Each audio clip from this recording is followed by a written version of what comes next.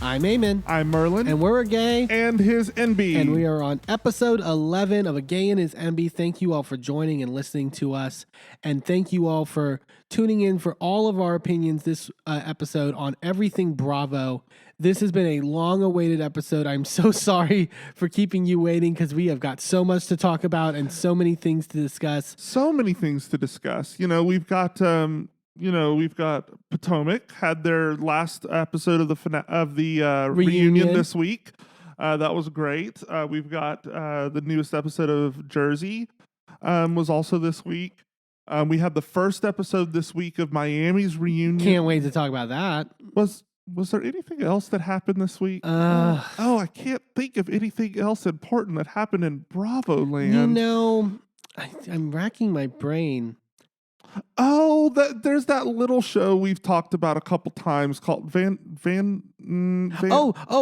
just remember now. Fuck you, Tom Sandoval. Fuck you, Tom Sandoval. Fuck you, Raquel. I am so if you follow us on TikTok, it was such poor timing when we put out that episode, and we could not have predicted it. When I was like, "Yeah, Raquel's great. I'm so glad Raquel's shaking things up." I think I literally said, "Oh, I don't even care what she does if it's wrong or not. At least she's doing something to shake things up a little bit." Oh, it's shaking. My God. It is shaking. It shooketh. And we are all shaken. And I have been glued to Twitter for a week, and it has just, so for listeners, I literally called Merlin as I was coming home from work being like, you need to look at TMZ right fucking now. It is.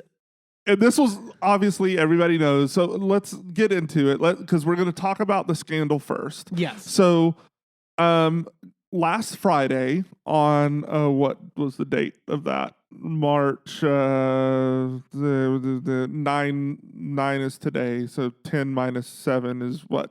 3. Our brain is so racked that we can't do math. March 3rd, I think. So March 3rd, the world finds out. From a TMZ article, which TMZ, I mean, it's not Radar Online, it's not Page 6. TMZ usually is pretty good about checking their sources.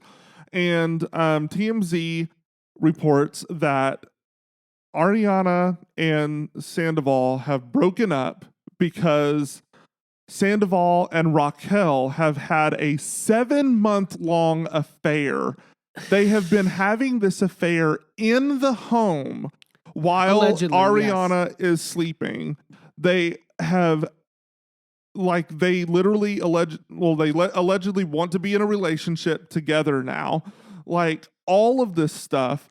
Apparently, and this also is coming on the heels of Wednesday night, Sheena and Raquel were on Watch What Happens Live. So let's break down the timeline. Because this is when all the details were coming out, it was very confusing. So, like you mentioned, Sheena and Raquel were on Watch What Happens Live Wednesday. The same night, Sandoval with his bands. Which, can we just, now that we can say fuck Sandoval at this point, can we say his band fucking sucks? It's not great. We don't have to humor him anymore. It's your shitty cover band fucking sucks, dude, and you need to clearly it was a means in which to not make you go to therapy and actually be a conducive normal human being. Because apparently the band members all knew about this affair because she was coming to band practice. And yes. So they do this performance. I forgot where. It was somewhere in California. They do this performance, and there's footage during the performance that Page 6 got of Ariana cheering him on. She does at all his fucking concerts. Right.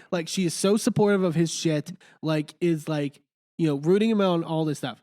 Apparently, some point during the night, Sandoval's phone fell out of his pocket, and while he was on stage is what I heard, and she scooped it off the stage. Either she scooped it, or I also heard that one of the band members gave it to her or something.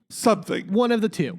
And so she started apparently going through the phone. Now, this was a little confusing at the times, but as sort of and stuff has come out on Reddit, and there's there's articles, there's so many fucking articles, and news was coming out hour after hour on that Friday, just repeatedly.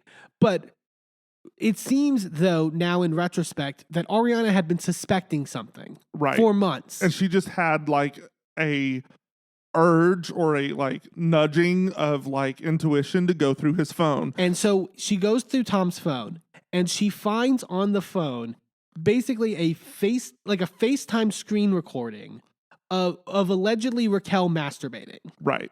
And obviously huge fucking violation. Right. That's disgusting that he would have recorded that without her consent. Allegedly without. She says it was out without her consent. Well, yeah, we'll get to it. So at some point she confronts Sandoval about this. Allegedly, Sandoval like cops to it immediately because he has to. Because like, how the fuck, like, yeah, how else would he have that? How the fuck do you explain that away? So. Because it's a FaceTime call, by the way. It's not like he could even say that somebody sent it to him. No. Because there's a screen of you. Yeah, that's a good point. So he would have been on that screen as well. So there's no getting around it. As you mentioned, Sheena and Raquel were in New York filming Watch What Happens Live that night for the episode of Vanderpump Rules that aired. And obviously, Sheena and Raquel have been close friends this whole season. Like, Sheena's been like we've talked about how we've kind of not liked how Sheena's been like advocating for Raquel to like make out with Tom Schwartz and sort of all this stuff. And she's been like, they've been like rallied against sort of like, we don't really care about what Katie thinks, etc. All this stuff. And Raquel, I literally said, was like feeling herself on that Watch What Happens Live of just being like, I'm an independent woman, etc. All this stuff. So basically, as this is happening in California, they're finished filming Watch What Happens Live. They go to this like after party. I don't know if they went to like a restaurant or a club or something. I heard it was a bar. One of the two. And I originally thought it was that Ariana called Sheena, but apparently it was Ariana called Raquel. To confront her. And was like, what the fuck? And was apparently like crying on the phone, like, enough to the point where Sheena could hear it. And so then Sheena like questions Raquel as to what's happening.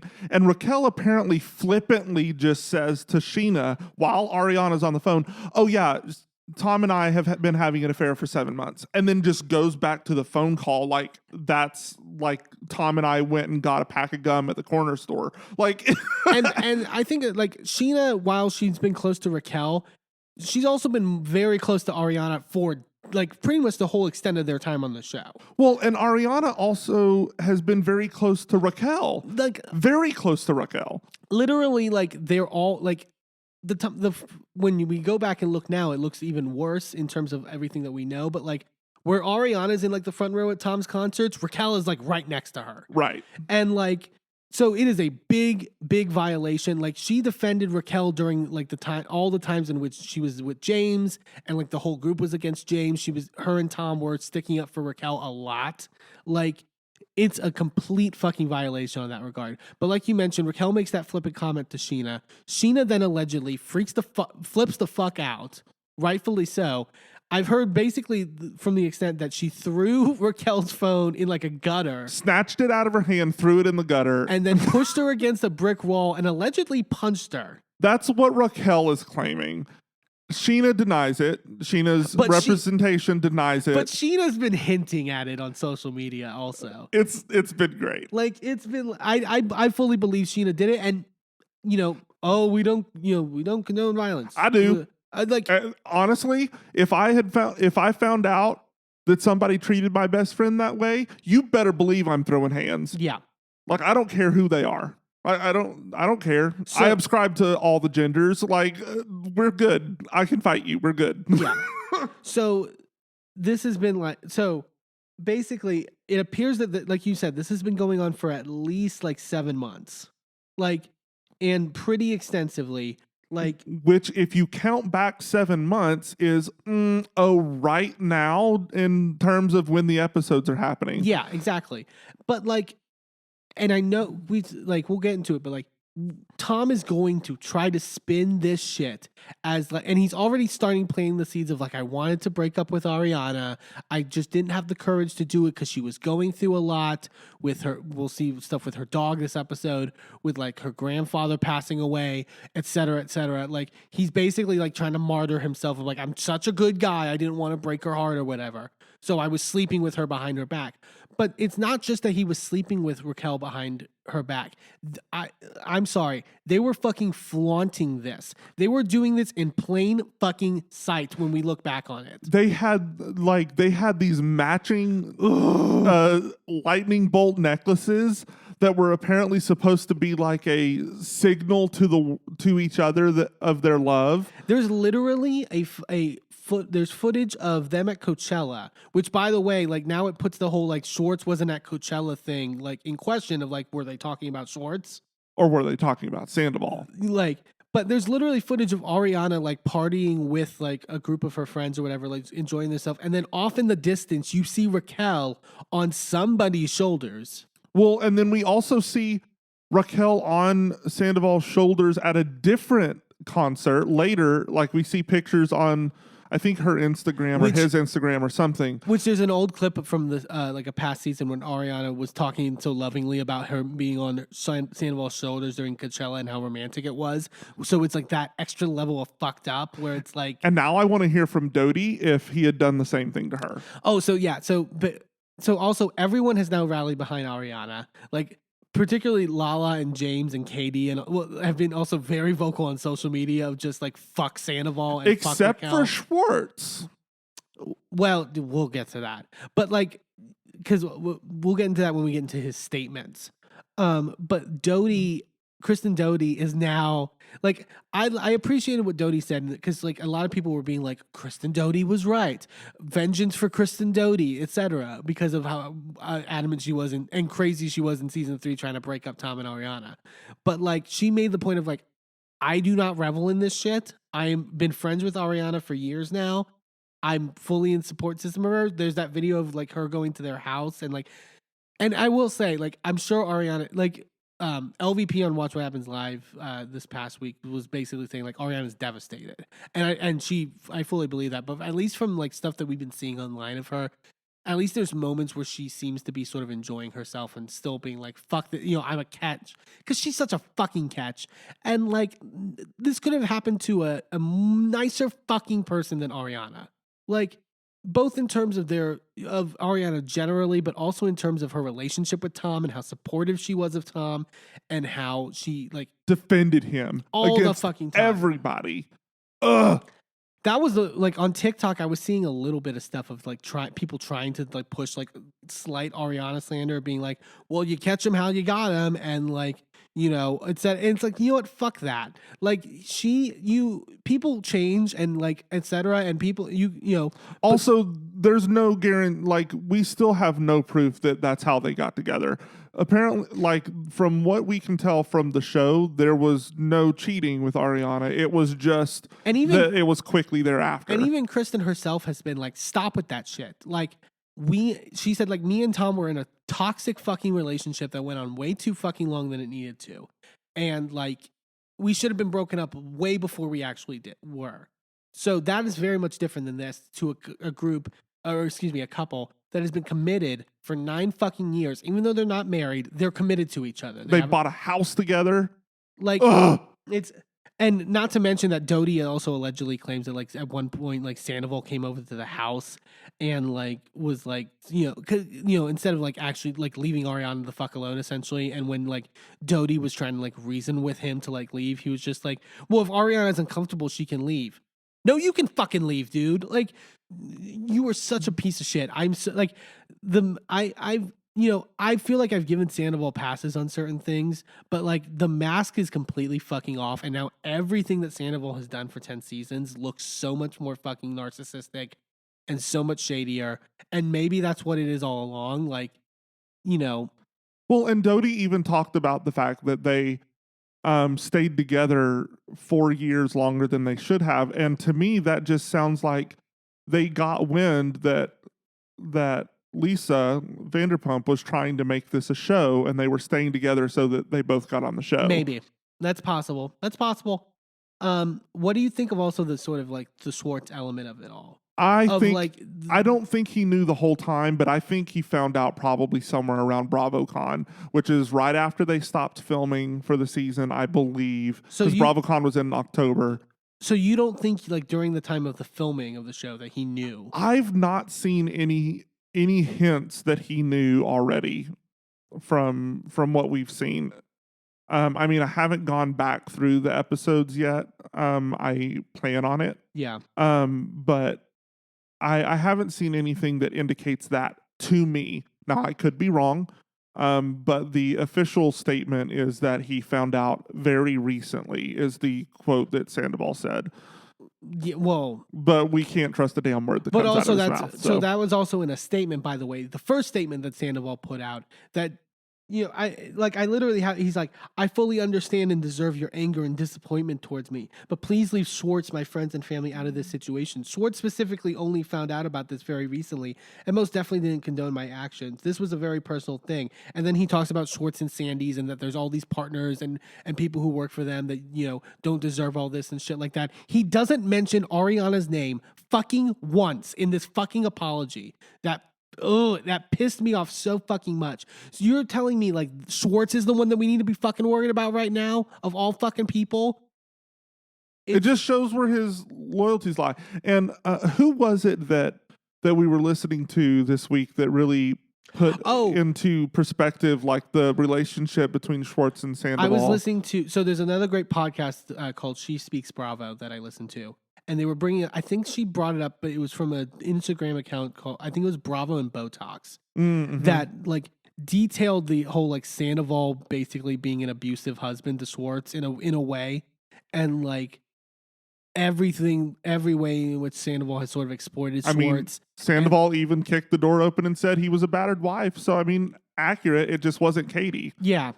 Well, and also, I was telling you as well about like sort of, we talk sometimes about these Bravo shows about like, in these franchises, how each of them have sort of this sort of overarching story and sort of over like how Salt Lake's about religion and about how Potomac is about, you know, elements of colorism and all this stuff. Like Vanderpump Rules, I think at the end of the day is about shitty fucking men and how they pit women against each other to like, you know, to like make themselves look fucking great at the end of the day. Yeah. And like, and we were talking about it like, just get rid of the men. We're done. Get rid of the men. Bring back Stassi and Kristen, and let's have the show change names to Witches of WeHo, and let's have just the women take this over, because we don't need these men. We don't need these men on here. Number one, treating these women who support them and lift them up and are behind them every step of the way, being treated like shit on a national stage when, you know, so many groups of people are under attack right now. We don't need to see more of that on our televisions. We need to see women uplifted. And when they rallied together across this season, or not this season, this whole franchise, the moments in which like these women realized that they were stronger together, when they all rallied behind Brittany, when Jax fucking cheated on her, when they, you know, they're doing it now with Ariana, that needs to be the conclusion to this story in terms of that regard. Like, you don't need these fucking assholes. I said it to you when we were talking about, like, the only fucking good guy that's come from this show is Beau. He's the only fucking one. Like, I'm in my feminist era of just like, fuck men. Fuck men fucking suck. Also credit to Bravo, because cameras then went back up filming as soon as this whole stuff came out. They're like, no, we're not missing any of this. They've been filming for the last week, and they are allegedly going to be filming for the next week, and then going straight into reunion. They're going to tack it on to the end of this season. And I think it's smart for them to go in the reunion so that all the feelings are fresh. Lala wants to fuck that. Like, Lala already wanted to fuck Sandoval up for some of the comments he made about her this season. Like, she is going to come in guns fucking blazing, and I'm here for it. But also, so Raquel has filed a restraining order against Sheena. We don't know how that's going to affect the reunion. Well, no, we do. The whole thing is she's going to threaten Bravo and say, well, you can't have Sheena there, and if you do, then I'm not coming. And then she's going to try to not come. What I think Bravo should do is go, okay, fine, we'll call your bluff. Sheena, you're going to remote in. Yeah. Because I'm fine with that. Raquel needs to be there. Yeah, I think that's the solution at the end. I think that's the COVID era fixed that in many ways, I guess, in that regard. And then also there's reports that Sandoval and Raquel filmed a scene at one point in the recent week, sort of like being romantic with each other and saying like we're going to move on as a couple. But Sandoval allegedly didn't like how it came off for him and wanted to refilm the scene.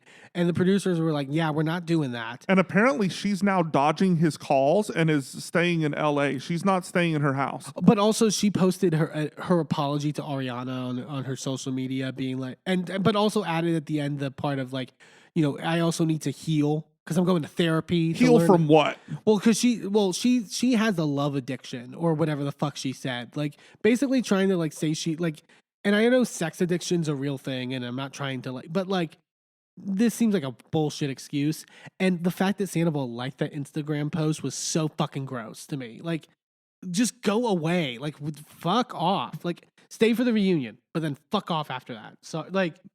Ugh, I hate him so much. So let's get into this episode because we haven't even talked about this episode yet. We've just been recounting the last week of us nail biting and like gripping our phones and scrolling Twitter constantly.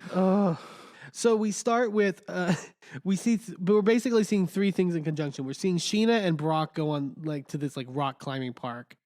We see Katie and Charlie, they're going on this like walk. And then we see Raquel and Ariana going shopping for the Vegas trip. This was the most awkward fucking shit in retrospect. Oh, it wasn't even awkward for me. I was furious. I wanted nothing to do with these two on the same screen. Like, I wanted to yeet her across the world and into the Pacific Ocean. Like, I didn't want to see her on my screen. Like, and they're talking about like the whole her asking Schwartz to kiss at the country club or the whatever the club that Sandoval played at, mm-hmm. and like Ariana being like, "Oh God, am I going to be mad at Raquel for the first time?" I mean, it's like go crazy, Raquel, but not like that. Like, it was infuriating. It's so bad. Raquel says she feels bad for Katie, but like bullshit. Like she's like, but me and Katie were never close, etc. She had her issues with James, and like she didn't go to my puppy party. Remember the puppy party from a couple like. I can't remember anything past last Friday. I can't. And Katie apparently has told Sheena that she's not coming to her wedding in Mexico. But we found out later, Katie is going to Mexico because the hotel room was non-refundable. So she's literally like, I'm just going to party in Mexico. Good on her. But I'm not going to the wedding. And then Sheena starts crying again on the phone to Lala about it. And it's like, Sheena redeemed herself a little bit this week, but it was just like, girl, like you're not a victim in this. Like stop. Like, and Lala tries to like sort of hold Sheena accountable over the phone of like you didn't need to be as like proactive and all this stuff. And Sheena then drops this bomb of like that apparently Schwartz said to her, if I make out with Raquel, Katie drove me to do it. Fuck these men. Like fuck them. Oh, Schwartz, I hate you. And Katie is talking about how, she doesn't really blame Raquel. She blames Sheena. She makes this like Derek Zoolander analogy. I was so confused. I'm a big Zoolander fan. I don't know. Have you watched Zoolander? I've seen both Zoolander. Yeah, I've seen 1 and 2. If they've made more than that, then I've missed them. Okay. But yeah, she was correct. I was still confused because I haven't thought about Zoolander in like 8 years or so. So like trying to remember these weird ass names, like what, like said something, I don't know. Mugatu? Yeah. And I'm like, what are you talking about? I was so confused. It's so Katie to quote Derek Zoolander. It really is. It's really on point. Going away from the enraging stuff of Vanderpump Rules right now. So we go to Villa Rosa and Lisa's playing with her grandson, Pandy's baby, which I thought was really sweet. It's sweet. It was a nice reprieve. It's great to see Lisa as a grandmother, like, in that regard. And then Lisa's talking with Ken. Nanny Pinky, yes.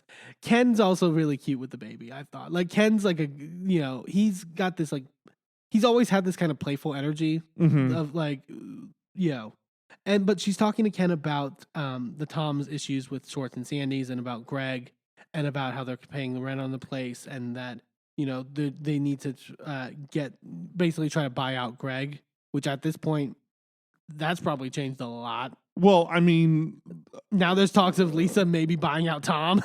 Well, but if you look at Sandoval's statement, he still mentioned Greg when he was talking about Schwartz and Sandy's. So that leads me to believe that never happened and that Greg is still in the business. I would think so. So James and Allie go out to lunch with James's mom, and this scene was hilarious to me.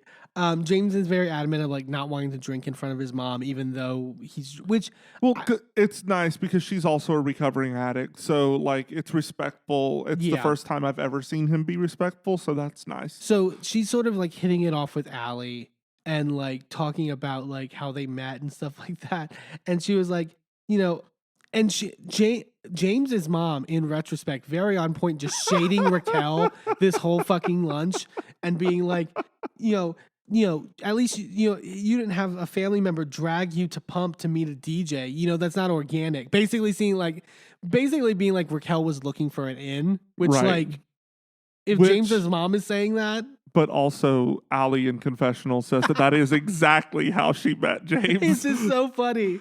I love Allie has good like deadpan moments and like just like what is my life like in this relationship with James like moments, which is I mean the other half of this show. I mean, obviously we already talked about the first half of it is fuck you men. Yeah. The other half of this show is history constantly repeating itself. Mm-hmm.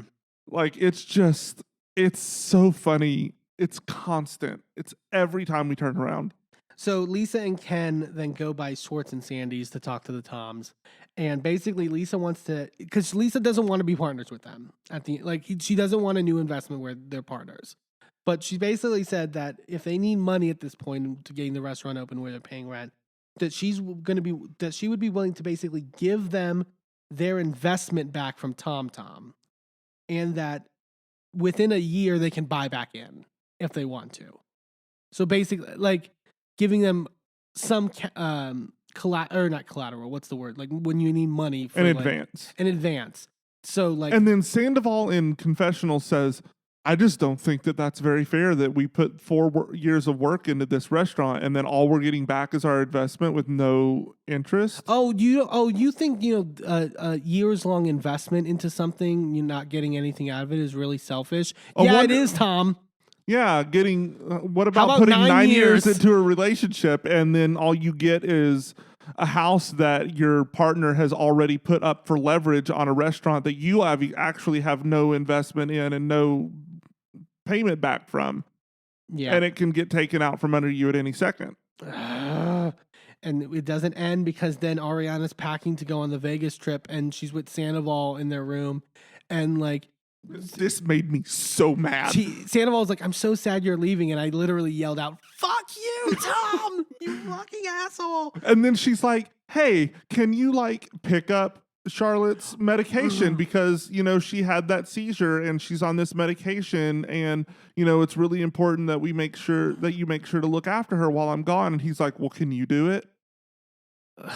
Fuck you, Sandoval. I should have been done with it. Like it gave me very much vibes of remember when she wanted him to stay after her birthday party because she was grieving her dad's death, right? And he wanted to go to Vegas and he was like, I will always be here for you, except we're going to do this and they've booked this and I'm going, so bye. Yeah, I hate him. Katie's packing at her place and she's with Christina Kelly, the old server who's friends with them. And I found it, she's talking to her about the Raquel stuff. And that I still don't remember Christina, but I mean, I remember her obviously from this episode, but I don't remember her from before. She was a very background character, but she's kind of in the forefront this season, which I kind of like. And she is got some accurate takes on things. Well, and because she's like, Katie's like, I don't really blame Raquel, I blame Sheena. And Christina's like, I don't get why you're giving Raquel a pass in this. And she's like, I don't buy Raquel's act of this like meek, like idiot. Like she's like, everyone treats Raquel like this baby, but that's just insulting to babies.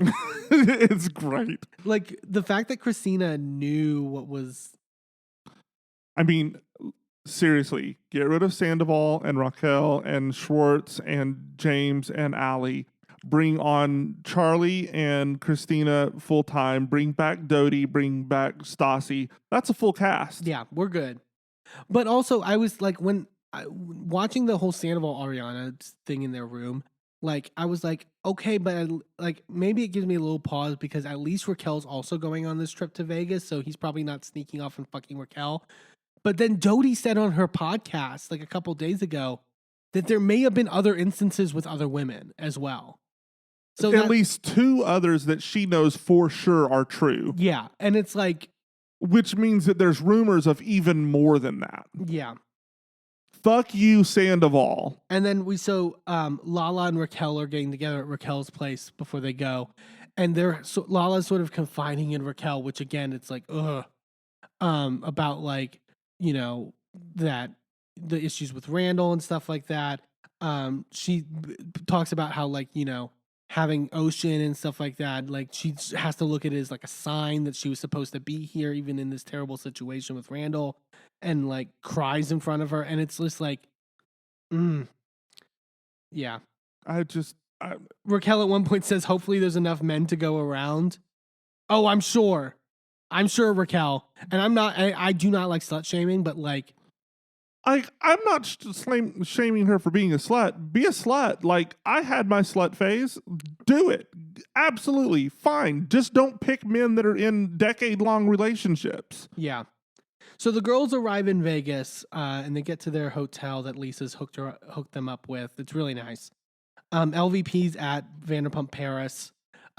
She's just putting these like diamond jewelry necklaces on these like dog statues. It's so Vanderpump.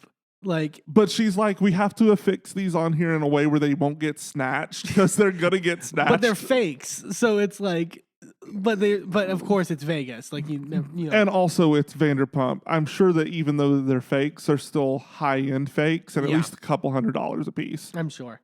They revealed to Raquel that they brought a Schwartz pinata for Katie to beat up, which I wanted there to be a Sandoval one. Somebody, was it you or somebody on Twitter maybe said that they should bring a Sandoval and Raquel pinata to the reunion? Yeah, there was a tweet about that. Like that needs to be the closing part where they just beat the shit out instead of shots. Yeah, just beat the shit out of that pinata.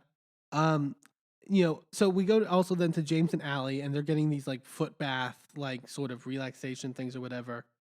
They're talking about James's sobriety, and Allie basically is like, I like you better when you're not drinking, but it's up to you at the end of the day.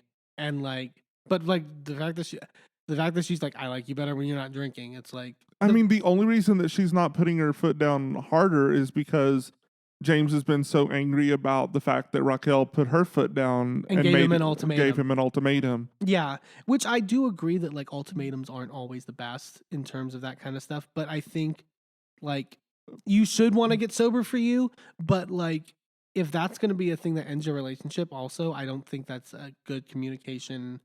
But it also has to be a look. I don't want to be around someone who is not making good choices for them, because at the end of the day, when you're going around and being drunk constantly, not only does that put me in danger, but it also brings me down. So I don't want to be around that. So you get your shit together, and I'm gonna see. My thing is I've given you enough chances. At that point, it's no longer an ultimatum. We're done. If you want to fix yourself and we try this again in the future when you've had a few years of sobriety under your belt, that's fine. But this is no longer a discussion. We are done. Goodbye. Yeah. That's how I would have handled that. I agree. And then we go back to Vegas, and Ariana's like, we hear just someone crying in the background, and they're like, wait, is somebody crying? And Ariana basically has to leave the trip because her dog is like basically dying. Like they have, you know, and it's really sad. And it's just like, fuck, this week of all weeks for that scene to air. It's like, shit. Like, not just for the viewers, but for her as well. Like, it's like, God damn it. Like, So she has to fly back.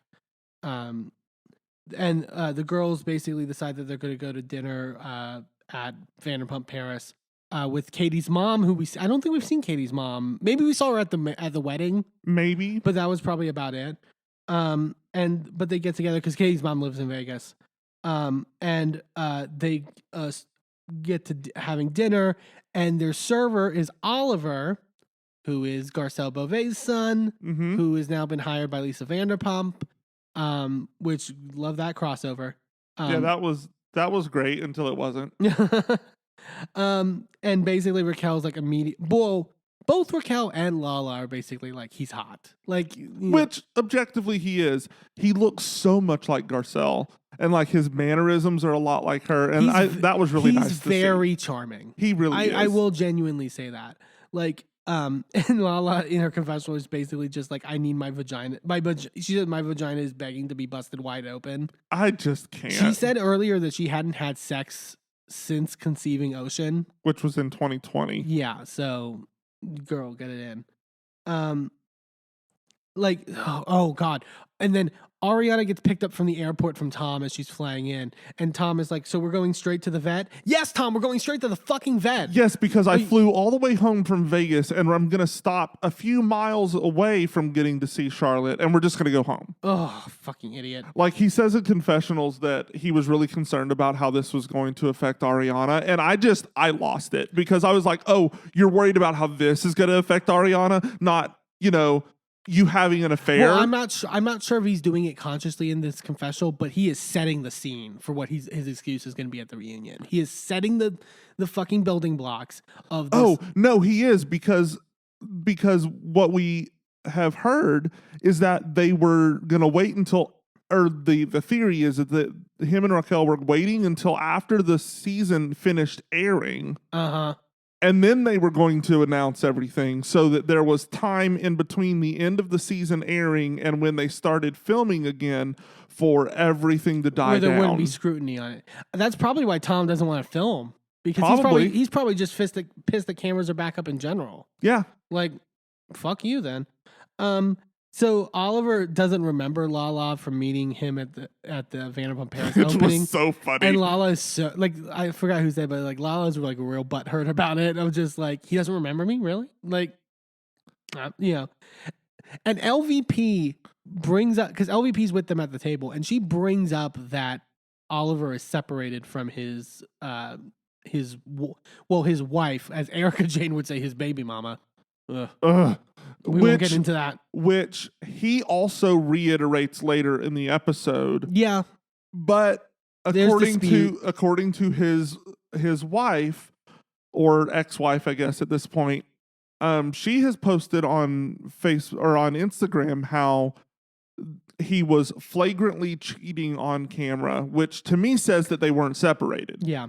Well, because when it came out at the time that Oliver and Raquel hooked up, like, it was like she was very like posting on social media, like, yeah, she was very pissed. LVP brings up to Katie that there's a spot like 5 doors down from Sir that she might want to look at for the sandwich shop. You could almost see her ears perk up on that. Yeah, Katie was like very interested, and honestly, good if that's the spot, good for it, because I'm sure a lot of people are wanting sandwiches in LA now that this fucking shit came out with. It's not open yet. I know. Well, once I'll eat a sandwich. I don't give a fuck. Katie and her mom then sort of like. She brings up the Raquel thing about Raquel asking Schwartz to make out. And like Raquel like is apologetic still, but also is like as Katie's mom is getting emotional about like it's hard. Like, they were, it's not just like, well, we're divorced and that's it. Like it's like it's funny because this is the kindest read I have seen in a long time. Like, she read Raquel down. Yeah. And it was a masterclass. Like, she did everything she needed to do, and you can't even fault her for any of it because nothing she said was rude. No. Like, you can't even, like, you can't critique her for anything that she said. Like, she did it so well. She masterfully dressed her down and made her feel so small and stupid. And I know Sheena wasn't there, but like that's where I'm just like, I don't give a fuck what Sheena's excuse was for trying to set them up. We also heard that when Katie said that, she had like one of every drink on the menu from this restaurant. But also, so that's why she said that. People's feelings are messy. Someone's allowed to say one thing in one moment when a divorce like that is so fucking fresh and not actually truly believe it or feel it and be and not want them to hook up. I don't understand why. Yes, my only issue is that if that was the case, then you can't hold somebody else accountable for going on what you said. Maybe until they hear different from you. And that's also not just fuck Rashina, but fuck Raquel, because Raquel was going on that Watch What Happens Live before she got punched in the face, being like, I don't have any allegiance. Allegedly. Yeah, but she was like, I don't have any allegiance to Katie. Katie's never been my friend, so I don't really fucking care. So it's like, then you're an asshole. I mean, that reeks of the same shit from Giselle last week, saying that she didn't care what happened to Wendy because she doesn't like her. Yeah. So they then go to Disco Pussy, which I love that sentence. Yeah. They go to this club called Disco Pussy, and Oliver gets invited by Raquel to come as well, and he starts flirting with Raquel and Lala. They start hitting it off. And like I said, he's very charming. He's very like genuinely charming. Katie's also talking to this guy with tattoos and a mustache at the bar and like gives him her number. So we see her kind of like getting into that dating pool as well. And Lala and Raquel start talking, and Raquel's just like, and Lala kind of gives Raquel the chance to like try it with Oliver, of like, which is very generous on Lala's part, I would say, and immediately we see them making out on the dance floor. Run, Oliver, run. Yeah. Ugh. This episode, I mean, good, but just like with everything going around, God, this was a fucking whirlwind. Like, this was a mess. In conclusion, fuck you, Tom Sandoval. In conclusion, Team Ariana. Team Ariana, hashtag Team Ariana. Go support something about her when the store, the sandwich shop opens. Like, go support all the shit. She needs to release another fucking cocktail book. Yeah.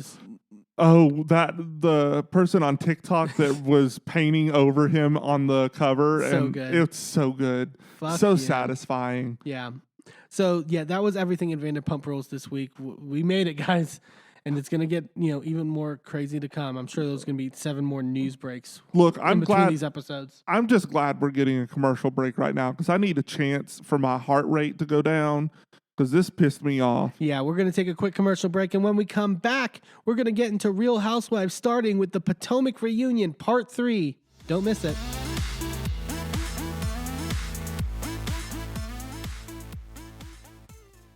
Well, hello, friends. I'm your pal in the mainstream media. And I'm the Riz. And, Riz, it takes years of strenuous, dedicated training before you're worthy to step inside a professional wrestling ring.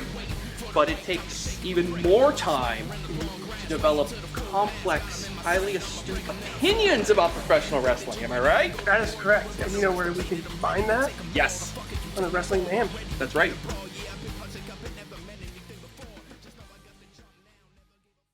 I'm Eamon. I'm Merlin. And if you're anything like us, you live your life out loud. And when it comes to issues of discrimination, inequity, and outright bigotry, we use every platform we have to speak out against systems of oppression that perpetrate violence against marginalized groups.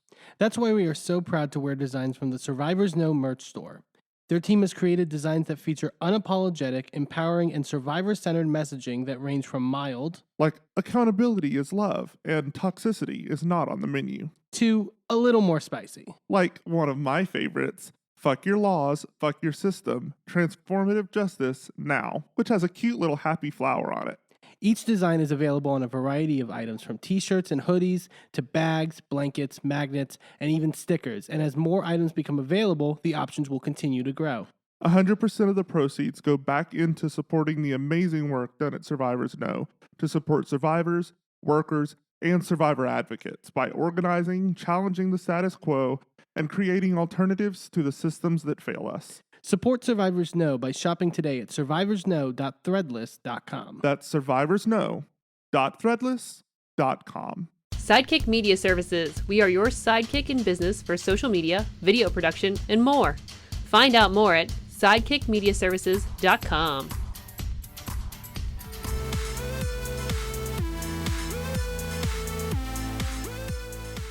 Welcome back to A Gay and His Enby. Let's get into it with Real Housewives of Potomac, part 3 of our finale. It's our final episode of Potomac. I'm kind of sad to see it go.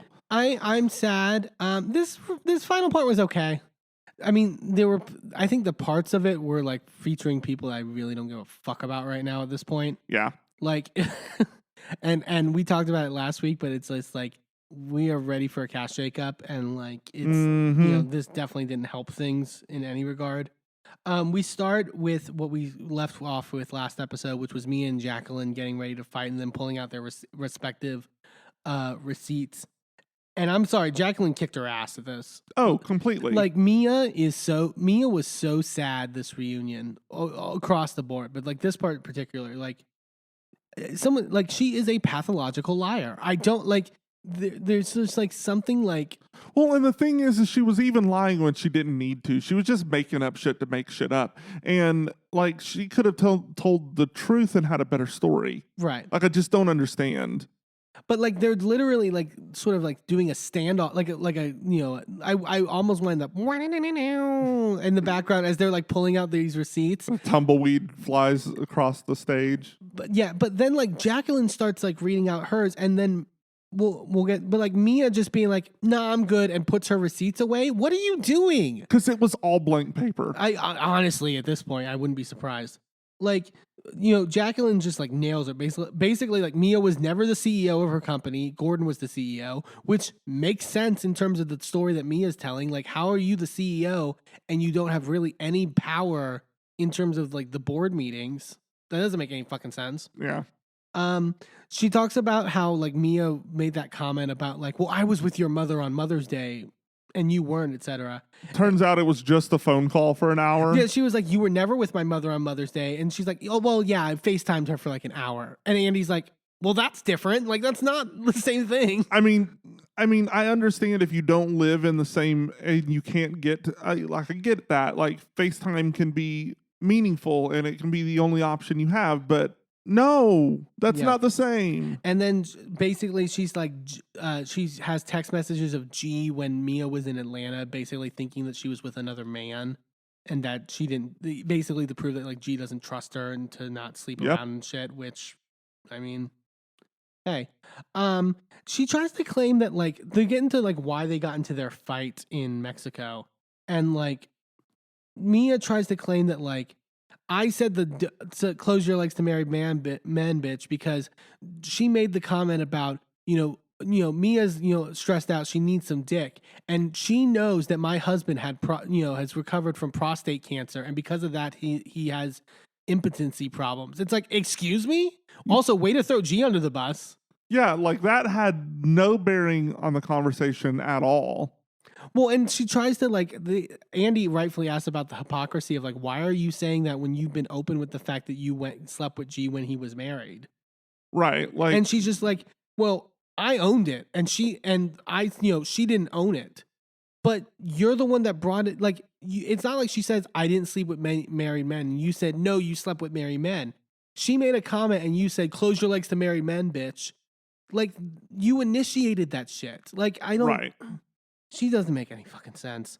But then we get into things of like so they say like they never had sex with each other, as even though they were implying it, which I do agree. Like they were heavily implying it. Also, apparently, G didn't buy her Porsche. Yeah, like she apparently bought it completely, and Jacqueline. Well, and this is where I mean I don't like Jacqueline for this, but at least she admitted it. Of like, we basically made this up as a story to make Mia look good. It's like, I'm glad you're just coming out saying it, but like in a time in this fucking franchise where like have all these people like having allegedly like meetings before the season to like take people down and craft stories and shit. Like, yeah, I mean, which by the way, which we will get to. I showed you the footage of Mia getting together with the Green Eye Bandits and Charisse and all that recently, right? After like a week ago. But you also showed me the thing with Chris, which we will talk about later. Yes. So basically, they can't resolve anything. They don't want to resolve anything. Andy thanks Jacqueline for coming. I love Jacqueline leaving, and when he just goes, "Forward me them receipts, girl." Wendy didn't give a fuck. Wendy's She's just, such a messy bitch, and I love it. yeah. And then we see Charisse come out for her part. Charisse, they asked Charisse about what's been happening since we last saw her. That her divorce from Eddie has been finalized. She basically got 50-50, which better than Ashley. Take fucking note, I guess. And then Robin talks about like her relationship with Charisse and how it goes back to when Eddie was Juan's coach. Whatever basketball team he was on, I can't. Sports. this is a Gay His Enby. And sorry, you were gonna say something? Nope. Perfect. You don't have any sports commentary? No. Balls. Balls. I was just gonna say, Robin Sweaty men's. Robin doing this, like, I just want to make the point very clear that Charisse is friends with basically everyone other than Karen and Wendy. So this wasn't a concerted effort to like do. It's like Robin doth protest way too fucking much, in my opinion. Like, girl. And Andy tries to say later to Karen, like, look, we brought Charisse back. We're the ones that invited Charisse back. And I love Karen on that Watch What Happens Live being like, okay, but who asked you to bring her back? And she's right. No one in Bravo was like, you know what? We miss Charisse Jackson Jordan. Like the viewers didn't want it. It's like, who asked? Who cared? And whether Bravo brought her back or not, it doesn't mean that Robin and Giselle like used her to try to push this narrative about Karen this season. Yeah, like those two things are not one and the same. But we get to Karen's segment. She talks about the sort of and she talks about like the issues with Charisse and going back to the stuff about her showing up at her mom's funeral and like bringing up on which I didn't like Andy trying to be like, you know, if I had somebody who I was enemies with or whatever, and they showed up unannounced to a funeral, I would feel so touched by it. It's like, not necessarily. It depends on the person, I guess, but like, if it's an intimate moment, I don't want people there who I don't like. I wouldn't want, if I had been Charisse, and I was the person going to that, assuming that she went with all the right intentions, right? Yeah. My move would be stay to the back, don't make a sound, don't make any waves, come in, pay my respects, walk out, don't say a word. When they're ushering everybody by the family, don't go, just step out the back. Because if you were there to pay your respects, then you would pay your respects and go. But what she was doing was trying to step in there and make a statement to Karen. And that statement is, I'm always on your neck. Yeah, but also the fact of like, Andy said like, well, this is the first we're hearing of this, but like you guys showed footage of a couple seasons ago at Candace and Chris's party, Charisse bringing this up to Karen in front of the cameras mic'd. So it's like she was bringing it up. Like, I don't like, and like Charisse is talking, Karen's filing her nails the whole time. I mean, so good. It was a good like, echo of that meme of Salem from Sabrina the Teenage Witch, filing his nails. And it's like, great. No, I got dinner tonight. I'm sorry. But like, and they're trying to like make this point. And when I'm talking about the Green-Eyed Bandits, because they're really invested in this fucking segment. Like, they're too invested to not be this like manipulative about it. Yeah. And like, they're like, well, I went to this party of yours in 2018, so it wasn't 5 years. And like, it's who like, cares, bitch? And Karen says that like Matt, who I think Matt's her assistant maybe or something. I can't remember. Also, 2018, 2019, 20, 21, 22, 23. That is 5 years. So it's like, yeah, I guess it's 4 from the time of when they filmed. 4 and a couple months. Who gives a shit? But it's like, you can't exist in public with another person you don't like. Like, it doesn't mean I don't like it. I still don't like you. And like, she says like this Matt, who I think is her assistant, like asked Charisse, and she was like, fine. whatever. Matt is the same person that came to that sit-down The- dinner that was a quote-unquote lawyer. The press conference? Yes, the press conference. That's what it is. Yeah, that's what I was thinking. And Charisse at one point is like, I was only saying the stuff about you fucking people in the bathroom because you were saying stuff about me. I've never said anything about you before this season. What? Literally, season 1. Like, literally, that's what the whole fight's about, is you bringing up the blue eyes thing. I don't get it. And then Karen's like, I've heard plenty of things about you, Charisse, but I don't say it, which is funny because of the stuff that came out from Katie Ross on Twitter, claiming allegedly that she and Charisse slept with each other at the time in which her and Eddie were either separating or like basically at a time in which if people knew about it, it would probably jeopardize the divorce. Right. Like, that is what Katie's implying, which like, if I'm sure that's what Karen was talking about. Is it just me, or is something like this come up before around Katie? Maybe. I seem to remember, it's like in the back of my brain, like a little something back there. I don't know. I mean, not anything worth that mentioning, happens with but Katie Ross, I wouldn't be surprised at this point. I usually just brush it off and ignore it because Katie's not worth thinking about usually. I like Katie. I didn't like her that much. I loved Katie. I really loved her the one season she came back where she was just on Ashley's neck the whole season about how stupid she was. Well, okay, yes. I liked her then. I didn't like her when she was actually on the show. Sure. And then Andy asked me about the stuff that Mia brought up at the finale about Karen with that guy, that restaurant owner in Minnesota. And she says it's someone like it's a person in her family or something. Yeah, it was like a cousin's.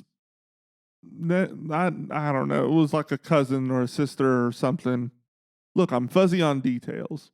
And Karen, I love Karen just being like, "Oh, come on, you know what? I want you to give his name to and number to Andy because I'm going to sue him. Like, give it to Andy. You don't have to give me his name. Give it to Andy so I can sue it. Yeah. But wouldn't that give you his? Never mind. And Karen's like, Mia, you got to stop bringing up these like baseless rumors. You've done it about Wendy. You've done it like it's too much. And like Wendy's like, one thing about this group, everyone gets mad when there's a rumor about them, but they're quick to say it about someone else. And Andy's like, that's so true.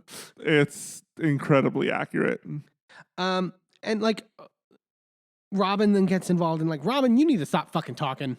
You are talking way too much. Oh yeah. Being like, well, we don't get our rumors from the blogs. It's like, we get it from like basically being like, we get it from actual people, therefore it's more valid. And it's like Karen being like, Robin, nobody talks to you on the phone.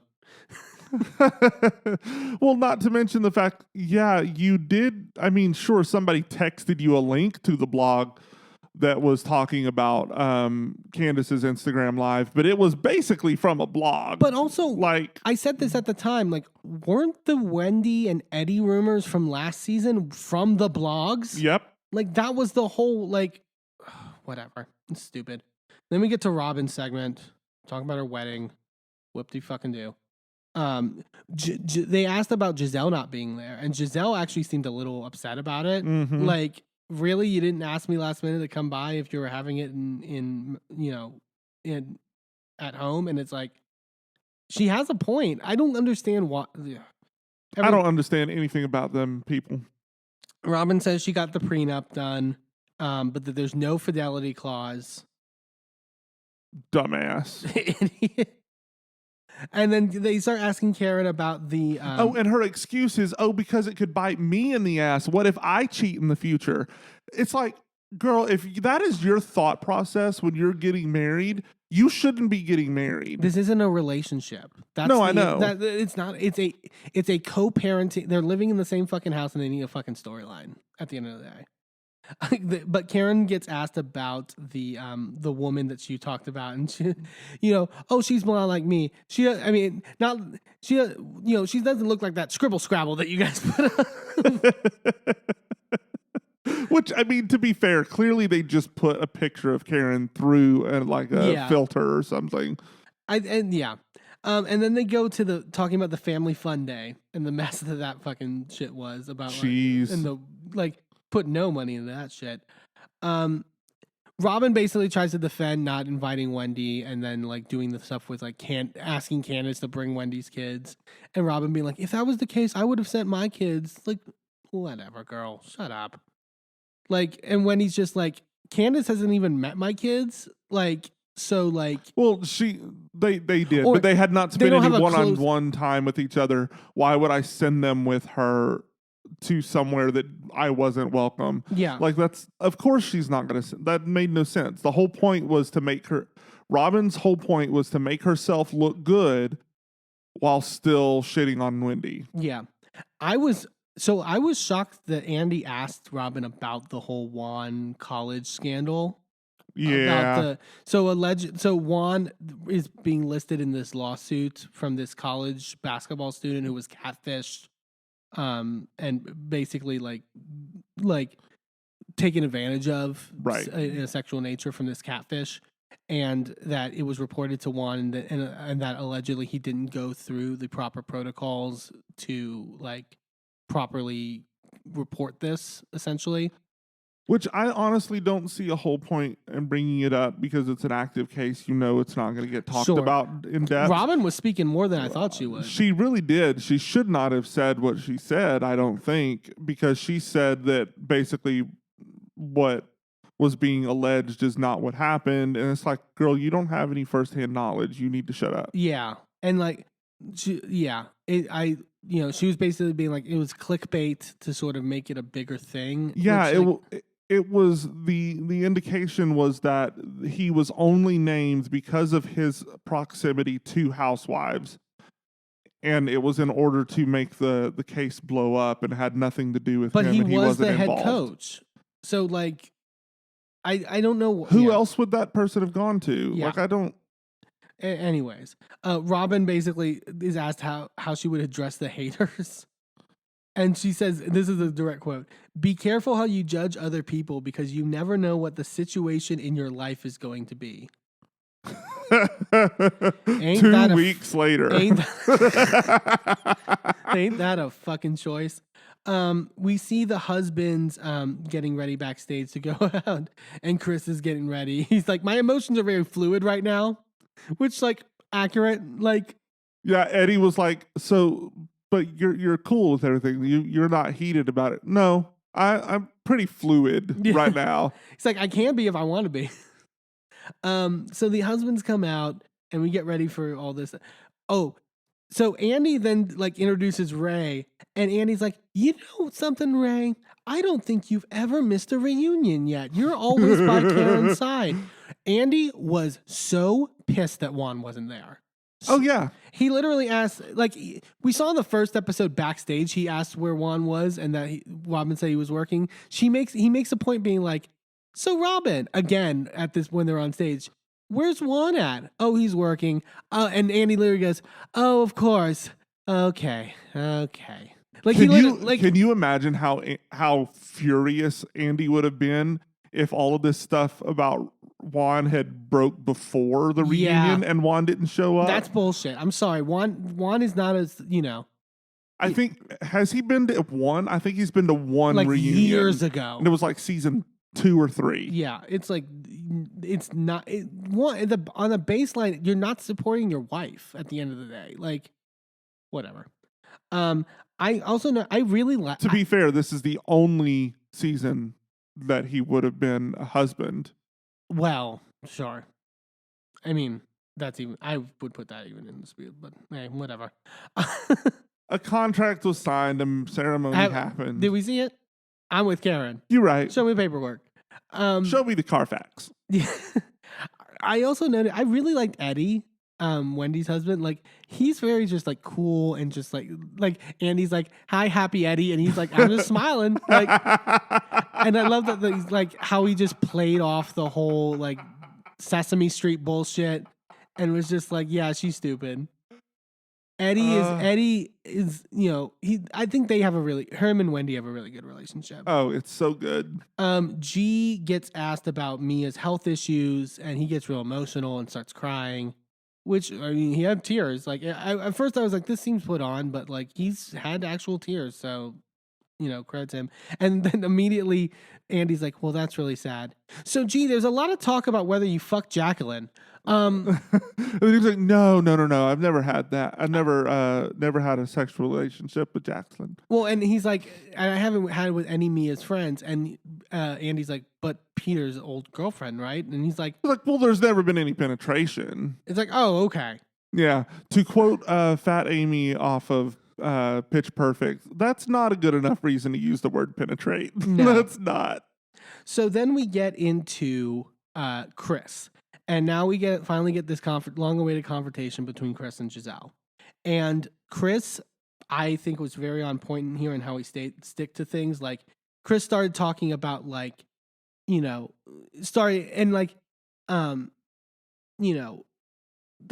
basically being like, Giselle, we know that you're a very opinionated person. Like, if you notice that your glam squad wasn't in the room when you thought it would be, you could have said something in that moment. And then Giselle tries to interrupt, and he literally is like, don't interrupt. I haven't had a chance to speak this whole fucking time. Like, I loved how firm he was with her in that regard. And like, yeah, why didn't Giselle, if she's banking on this whole idea of like, well, I thought my glam squad or whatever were in my room, you could have said something in that moment. Or you could have been like, hey, let's go out to the hallway. Or let's, whatever. Like, there were options. And like, Giselle then basically tries to be like, trying to make the excuse of like, well, you were saying that I invited you into the room, and no, that wasn't true. And you invited me. And that's why this whole thing started. And it's like, no, that fucking came after. Like, I don't even think you knew about that until the season aired. So, like, that wasn't what the conflict was initially started. And this is her trying to be like, answering the question of like, what did I actually do to you? Well, and that brings us to the crux of all of this stuff, is because the whole thing is that Giselle is putting this around that he did something. And then at the end of the day, really all that happened was he made her feel uncomfortable. But it wasn't by any action that he took. It wasn't that he was looking at her a certain way or like stepped too close to her or was like saying something that was inappropriate that made her feel that way. Just his presence. And he's like, because he even cedes to her during this conversation of like, I can accept that you, for optics reasons or whatever, didn't want that scenario in terms of like the optics of everything and that stuff. And I can understand you feeling uncomfortable, but that doesn't mean I did anything intentionally.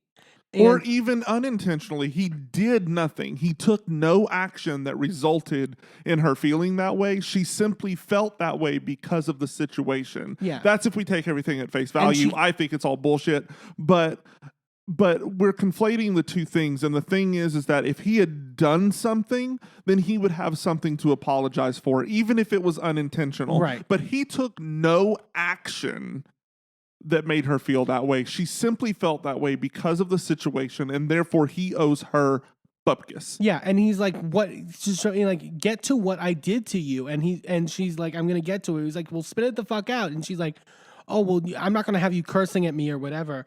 And like, like that's not okay. And Candace being like, "What's not okay is your gutter snipe bitch ass lying on my family." It was so good. I could watch her drag these people all day, every day. And then, Giselle tries to bring up Chris's drinking of like, you were a little drunk. So and it's like, fuck off. Well, he clearly wasn't drunk enough to know actual, like, what was going on in the room. He has details of what fucking went on in the room. So he clearly was sober enough to fucking like piece that shit together, and he's also like, they have this dispute about whether the door was open or not. And I believe Chris in this in terms of like he seemed like I said, he seemed fully sober in that moment. He seemed very clear in the details of what. Well, and what he's saying is that hotel rooms have that little safety latch thing. And a lot of times people will throw that safety latch to where it is holding the door open and keeping it from latching. That's what he was talking about when he said the door was open. There was no real privacy. Anybody could have walked in at any point, so nothing was going to happen because there was no security. Yeah. So clearly that's what he meant by the door was open. And she was like, no, the door closed. Well, yeah, it closed partly, but it was still partly open. Like, somebody would have heard you if you had screamed. Like you were not in danger. And also, like, he points out, like, you had your dress and then you had your, like, makeup or whatever robe over top of it. And she's like, no, you're lying about that. What's the point of him lying about that? Like, what are those details having to do with the actual situation? Like, why would he lie about that? I believe Chris in terms of, like, the actual details of everything. And then Chris also brings up a good point in terms of, like, for multiple seasons now, there have been multiple times on this show where in conversations you bring up my penis about the whole him having a brown dick and all that stuff. And he's like, I could have at any of those moments said that I felt uncomfortable by that, and I wouldn't expect an apology in terms of that sort of dialogue. And that was... Which is even different than this situation because it's actively her doing something that made him feel uncomfortable. It was not just the situation. Yeah. And then she tries to apologize for the whole sneaky link comment and like that stuff. And Candace doesn't accept it, even though Chris is a little more open to it. But I get why Candace doesn't accept it, which is just like she says at one point that when she saw those comments, it made her feel really bad when she saw it. Bullshit. I don't believe in your morality. If that was because true, you've already indicated that you have no morality when it comes to how Wendy is treated just because you simply don't like her. So I can't accept that you have any morality when it comes to you maligning this innocent man that you clearly have a vendetta against just because he's married to someone that you don't like. But also the fact that like you went in interviews after that episode aired and throughout all the point until we got to this reunion, doubling down, saying that like he did something to me, he was wrong, that, you know, I'm going to bring everything out at the reunion. Right, let's talk about that. Don't tell me that you thought that you saw those comments that you made and were like, yeah, I shouldn't have made those comments. Right, that brings up what Chris has said in recent interviews. Yeah. With what's his name? I don't know where he said this specifically. It was in a podcast, but he had mentioned how he had gotten a text message, or no, a DM from someone that said, you know, that someone from production had met with Giselle and Ashley and paid them to orchestrate this thing against Chris. I think not. Maybe not. I don't think it was to orchestrate from the beginning, but that someone on production paid Giselle and Ashley specifically to go at the reunion and for Giselle to say that during the conversation in the hotel room, during the conversation, Chris grabbed his crotch. Right. And that for Ashley to say that there were more than just that one DM that he sent about you should have come to the W. Right. And so that was something that Chris got a while ago, and he blew it off because everybody gets those DMs. Apparently, and everyone on the right. He didn't believe it. But then in recent weeks at the reunion, he says he went to production and showed this to them and just being like, I want you to be aware of this, by the way, that I got sent this.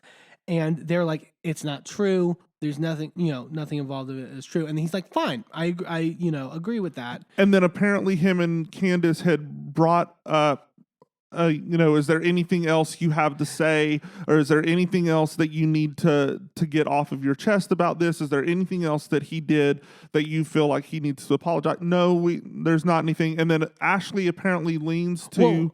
So when Giselle's trying to like explain what he did, quote unquote, and I think it's in the episode, I'd have to double check, but Ashley says something like, was it his body language or what? And he's like leading her into, and he's like, that put up red flags in my head about what happened. Like, so I believe him on that. Like that makes perfect sense to me in terms of that. And I think Giselle in the first two parts of the reunion saw how bad it was going for her and that Andy wasn't like giving her a pass in this regard. And I think she decided in that moment, I'm just saying what I think, I'm not saying this for a fact, but I think she decided in that moment, no, to back off. I can't do this. But I fully agree that Bravo needs to launch an investigation.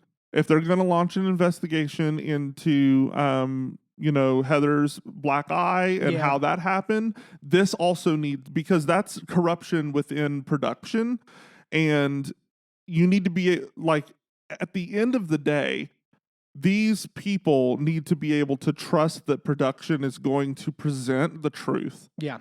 and that production is not like involved in anything nefarious behind their backs and in order to frame somebody for literally a crime. At that point, it would have been a crime.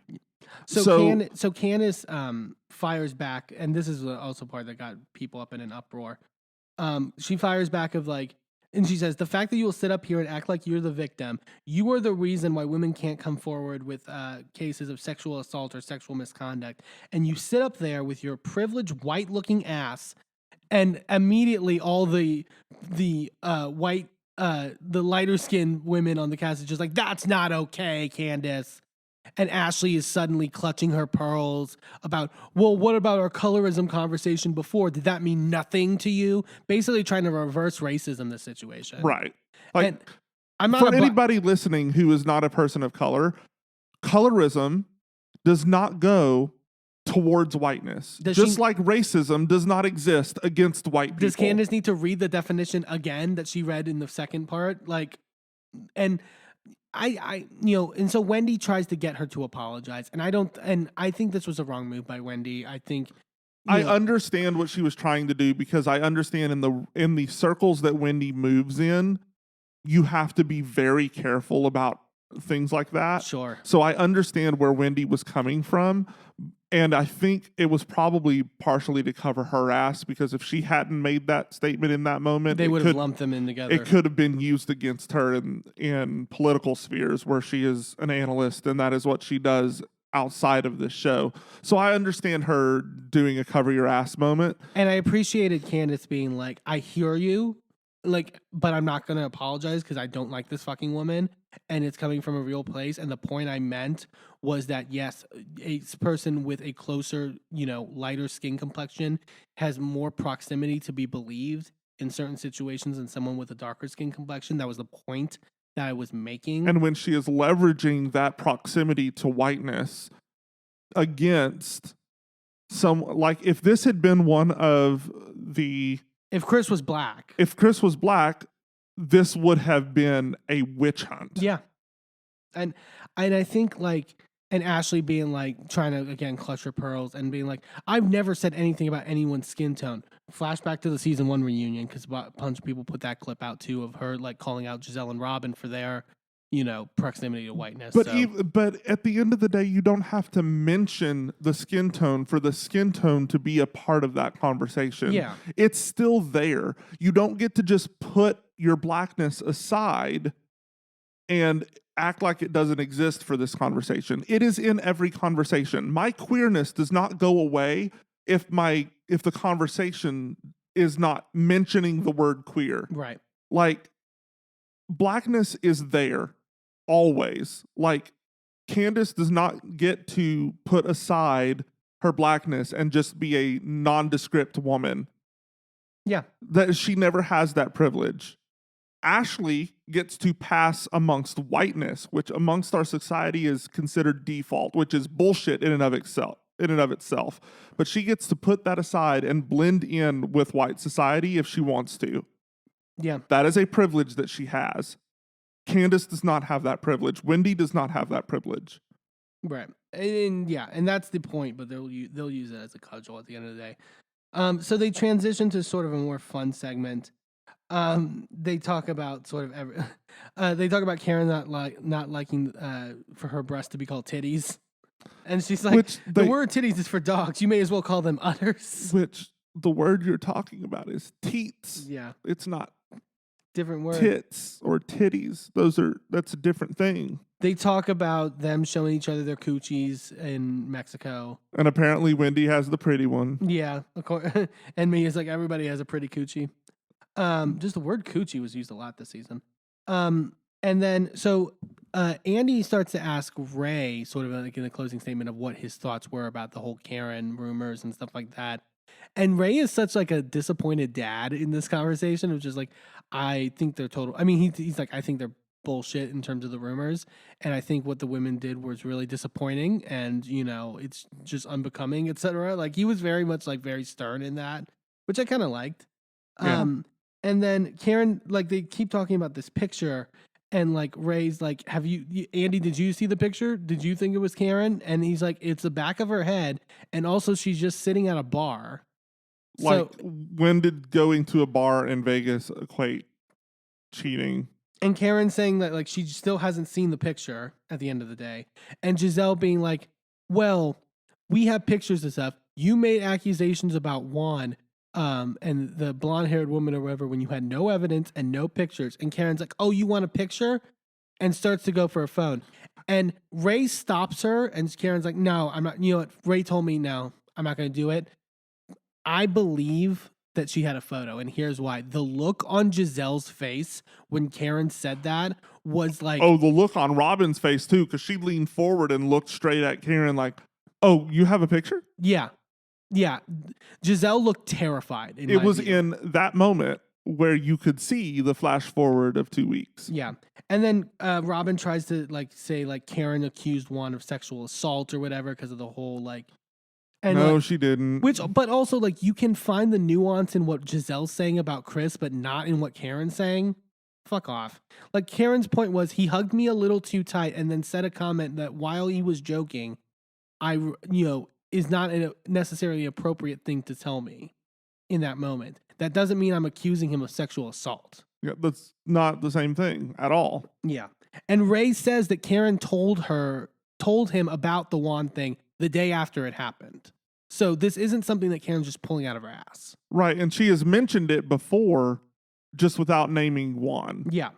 Like, so she's mentioned it. It's not new. This is not something she's making up on the spot. This is something that we've known happened. Yeah. So the husbands head to the back, and so we sort of close out the reunion. Andy brings out a speaker that's playing Insecure, which like they need to get better with these ending closers. Like with the one with Salt Lake and this one, it's like It was awkward. But I will say, great cinematic work from the editors or whatever of just the fading of the "I think you're insecure" of Candace as we just see this slow-mo shot of Robin dancing as we cut to 2 weeks later to the most underwhelming interview. Like there wasn't really much from what we saw from the Watch What Happens. The only thing is we got more Ebony faces. Ebony just the whole time being like stepping her drink like, ooh. Mm-hmm. Ebony really, finally girl? made it to a reunion. Yeah, good for that's a great point. Because she didn't have one for her season. Oh God, poor Ebony. The only minor details is that Juan apparently didn't show Robin the text between this woman, and Robin's like, I'm fine with that. What? Like, I agree with Karen who said on Watch What Happens Live that she doesn't believe that Robin didn't see them. Yeah, there's no way she didn't. Yeah, she's not dumb. Like, and she's a lot of things, but dumb ain't one. Yeah, and it's just like she doesn't understand the hypocrisy of it all, and especially with the Karen aspect of how vehement she was trying to take down Karen.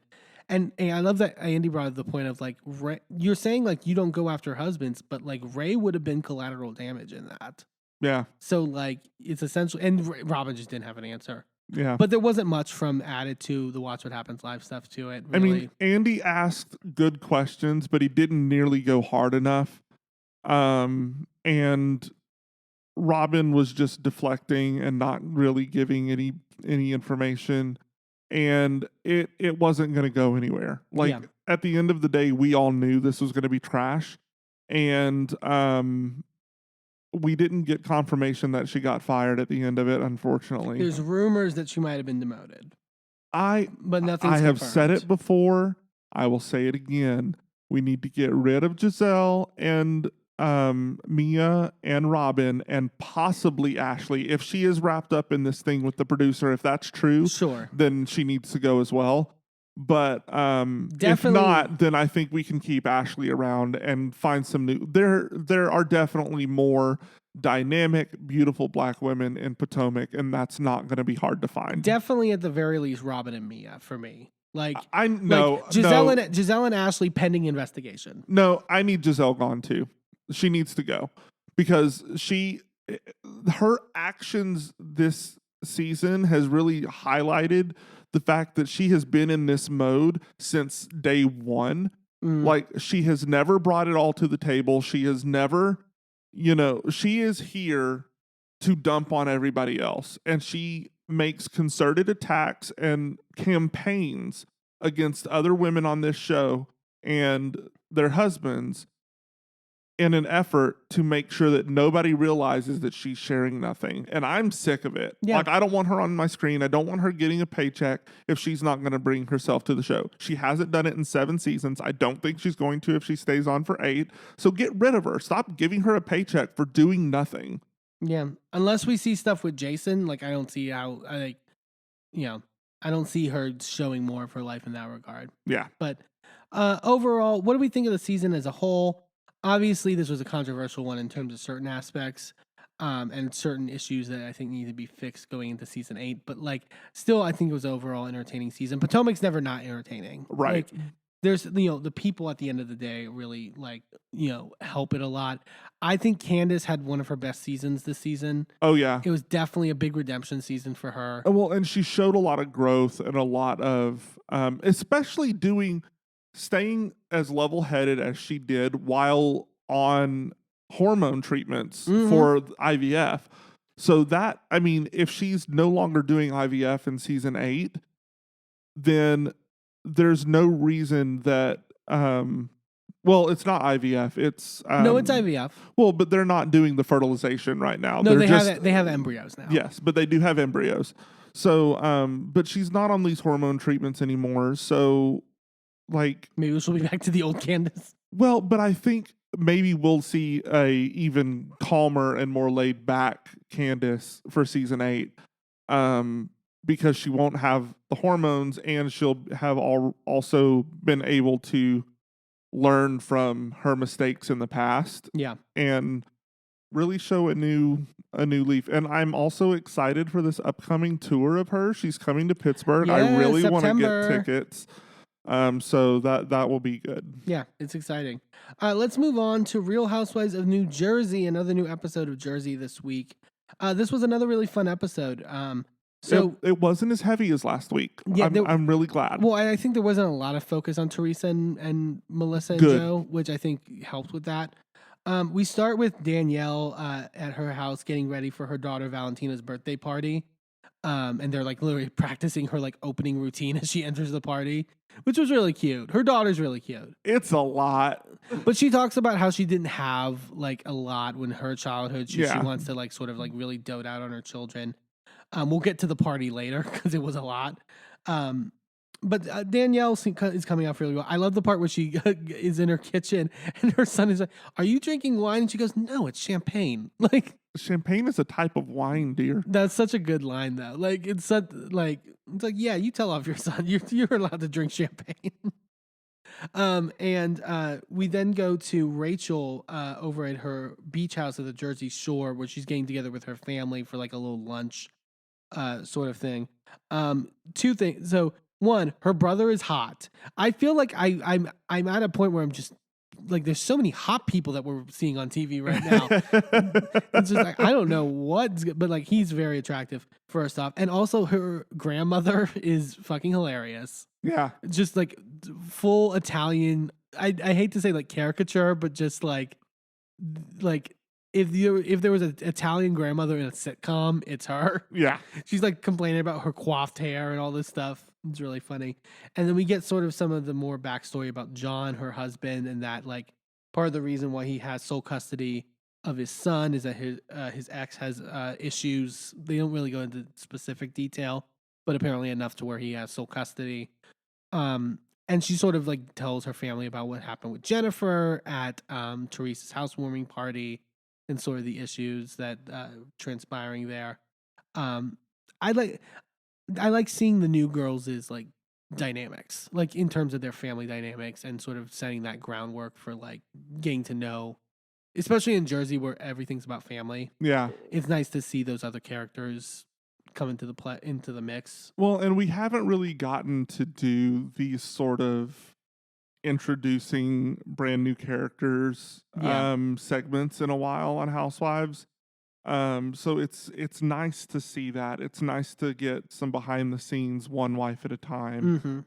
family stuff, and especially on the family dynamics season franchise. Yeah, that's the word. We go to Melissa, who's teaching Antonia how to drive. This was nerve-wracking. What is with these housewife kids not knowing how to drive? We had Giselle's daughter, like, having her issues. Like, she tries to turn into a Starbucks, and, like, the turn is not that bad, and she's, like, freaking out over it. Like, I don't drive, and I could have made that turn. It really isn't that, I don't know why. Like, it's not that stressful to me. Like, maybe I'm just that kind of, it's ingrained in me in terms of, like, I take to it very easy, but, like, yeah. And then Melissa's sort of telling Antonia about the stuff with Teresa.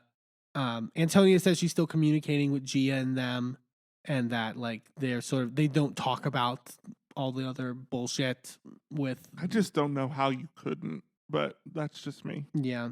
And Melissa's like, I never want you guys to sort of have your issues or whatever.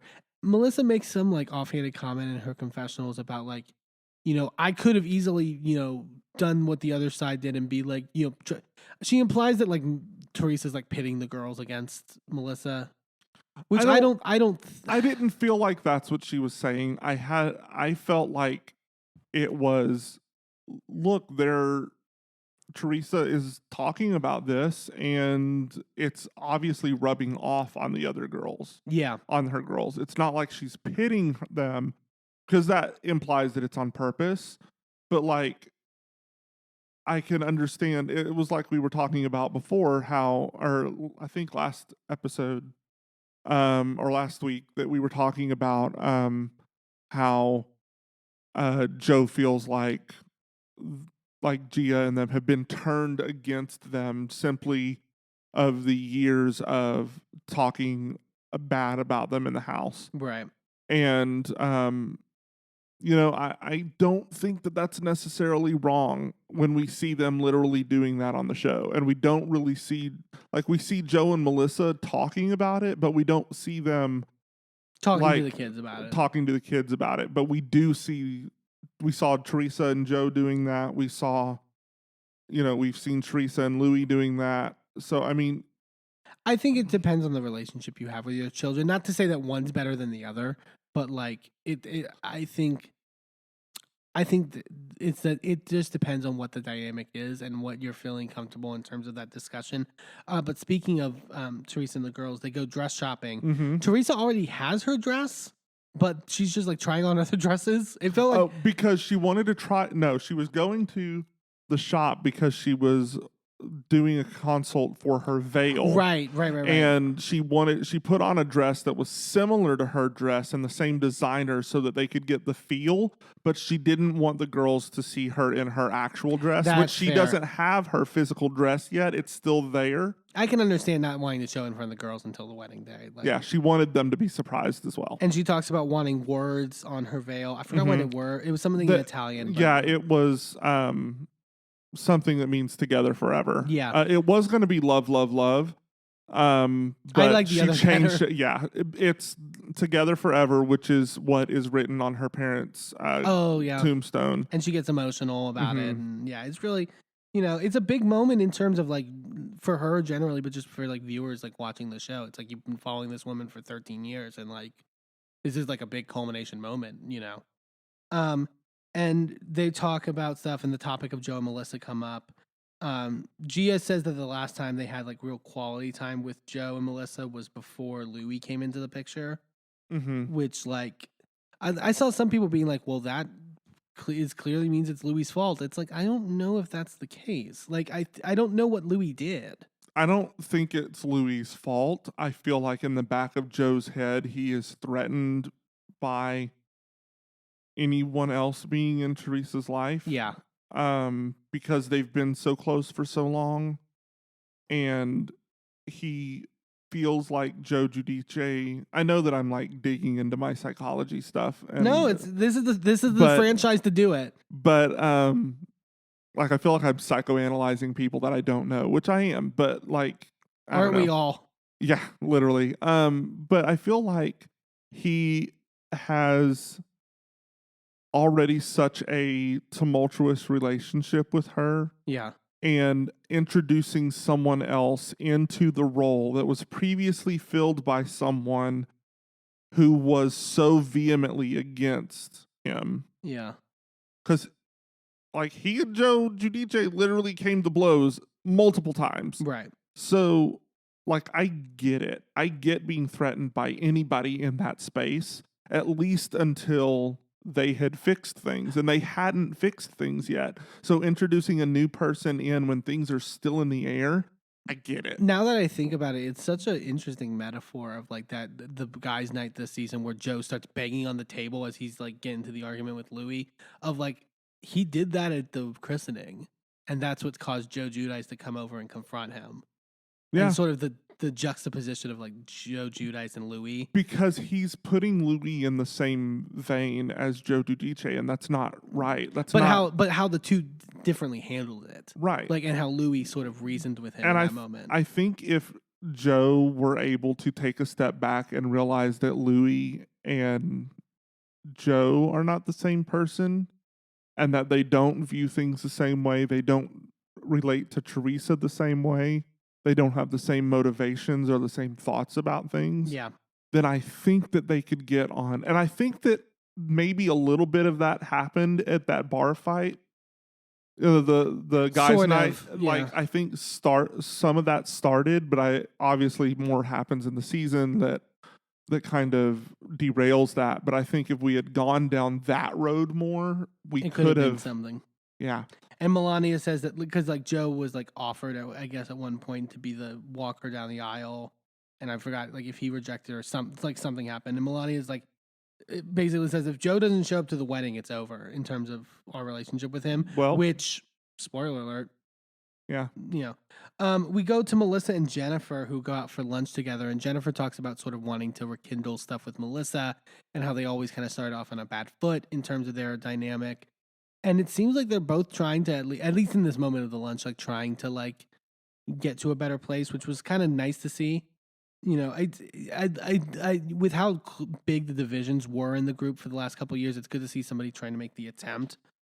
And Jennifer is talking about Bill and how, you know, she's kind of upset that he doesn't really engage in co-parenting, and she kind of has to be the mother all the time and sort of that role. Which I think is just sort of, I mean, they've talked about it a little bit, which is also sort of their backgrounds, like, you know, culturally and stuff like that. And then they get into this discussion of like what she was saying about Margaret to Jen Fessler. And basically Jennifer starts to sort of bring stuff up that this girl Laura was telling her about stuff that Margaret was saying about Melissa, about how, I can't remember if she specifically says it to Melissa here, that like, she's like, that like Margaret says that like Joe's a chauvinist and like he needs to like leave her, she needs to leave him, etc. No, I think that was, oh, you mean how she talked about how Margaret has said that in the past? Yeah. I think maybe it comes up here. I can't remember. Either, well, the big thing is that you know, she asked if like she brought up anything about you should get together with this ball player. Right. And then Melissa's like, well, she didn't really, like, she did say something about a ball player, but she meant it in the sense of like a metaphor or whatever. Right. And she was like, this was at a time when me and Joe were having issues, like a couple seasons ago where they were fighting a little bit. And that, you know, and Margaret says later that she was like, you know, if J-Lo has A-Rod, you're Melissa Gorga, you can, like, that was essentially what she was saying. Right. But, you know, and I don't think it was necessarily, I don't know. She wasn't encouraging her to leave him per se. It was more of a, if this is an issue, if you need to leave him, I'm behind you. And don't think that you're, you know, lesser than to where you can't. Right. Know. And like, I don't think Margaret meant ill intent by it, but I also, maybe I'm a Jennifer Aiden apologist. Like, I don't know if Jennifer meant ill intent by bringing up at the lunch. Like, no, I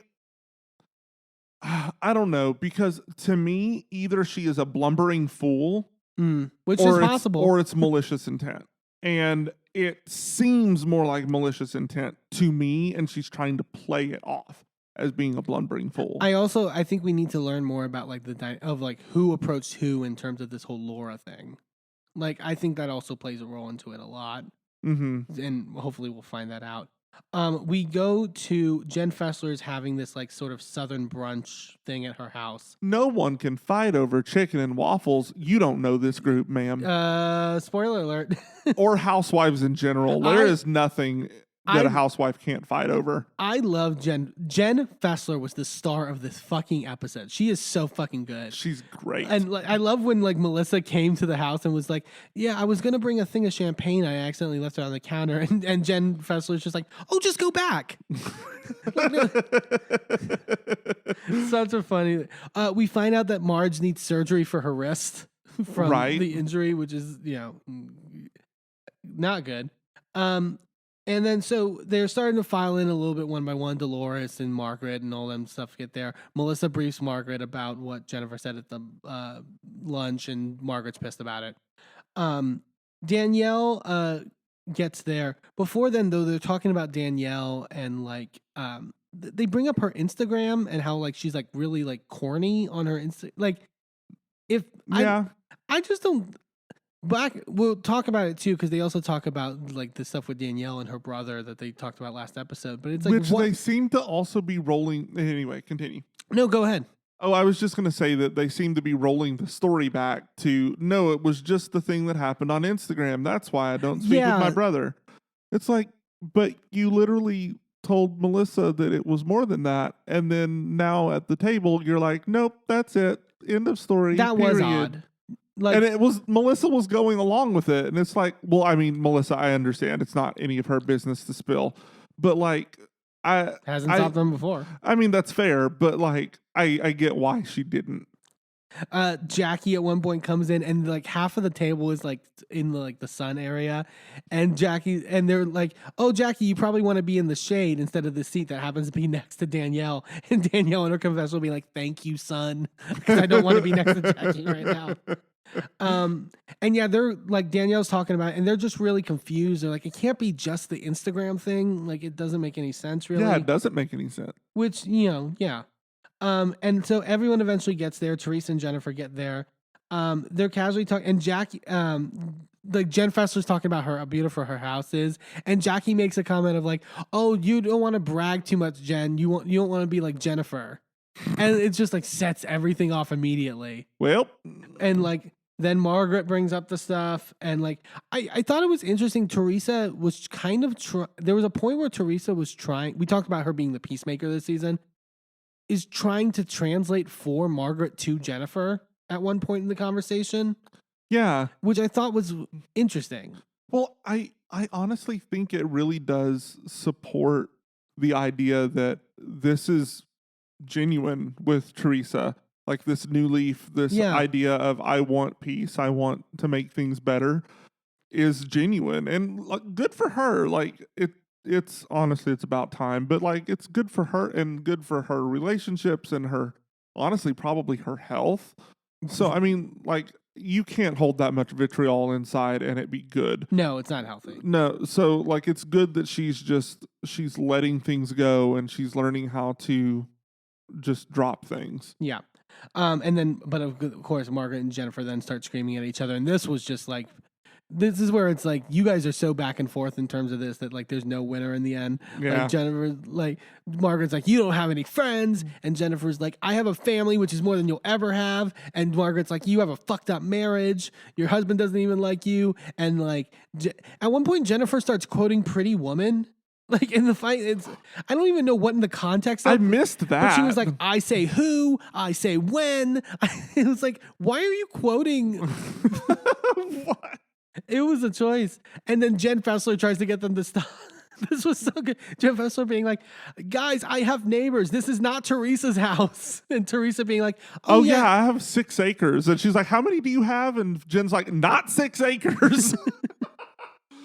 So good. Well, and Jen Fessler is like done. And so she gets up and she walks inside for a minute. And then while she's gone, Margaret's like, I'm done. I'm leaving. And Jen's like, you're not leaving my house. She gets up and she like Jen meets her at the door. And she's like, no, you're not leaving my house. And then she literally turns to Jennifer because Jennifer keeps going. And Jennifer's like, Jen is like, you're going to have to leave. Yeah, which I get it because Jen Fessler and Margaret are friends. Like, it's like, right. You know, and then Teresa leaves with Jennifer. Well, the thing is that Jen doesn't stop fighting. No. She literally walks out, still running her mouth, through the house, out into the driveway, into the car. It's like, girl. And at one point she says something about Margaret's driving Miss Daisy hat, which I was like, that's kind of on point, actually. That hat was bad.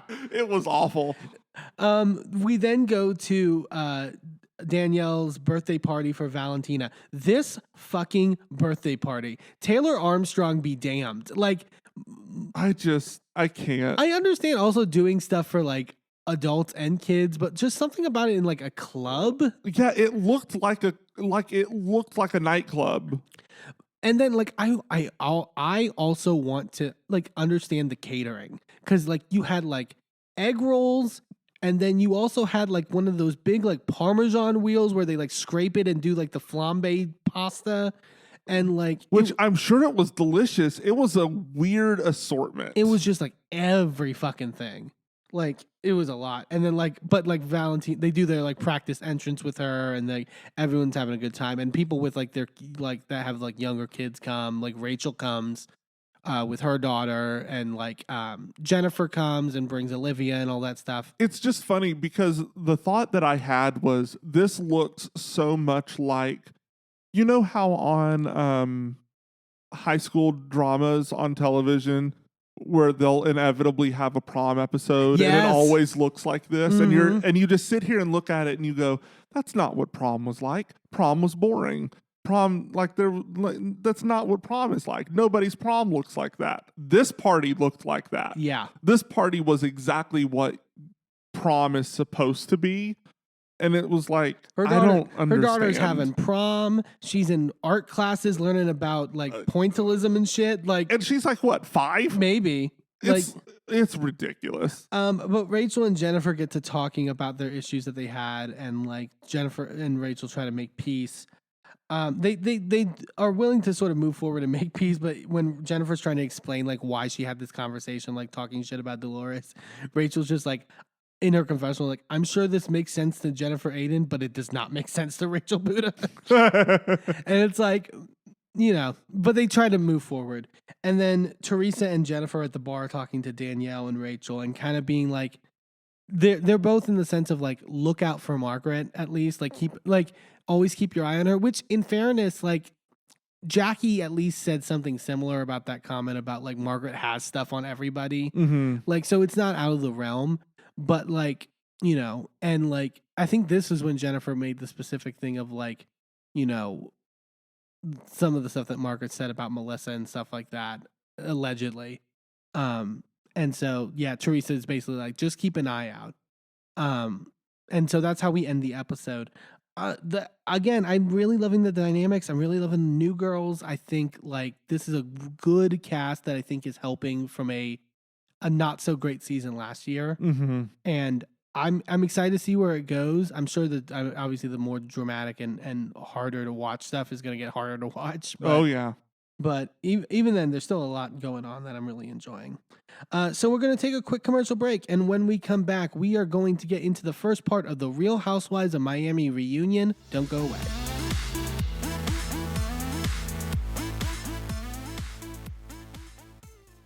Well, hello, friends. I'm your pal in the mainstream media. And I'm the Riz. And you know, Riz, it takes years of strenuous, dedicated training before you're worthy to step inside a professional wrestling ring. But it takes even more time to develop complex, highly astute opinions about professional wrestling. Am I right? That is correct. And you know where we can find that? Yes. On the Wrestling Mayhem. That's right.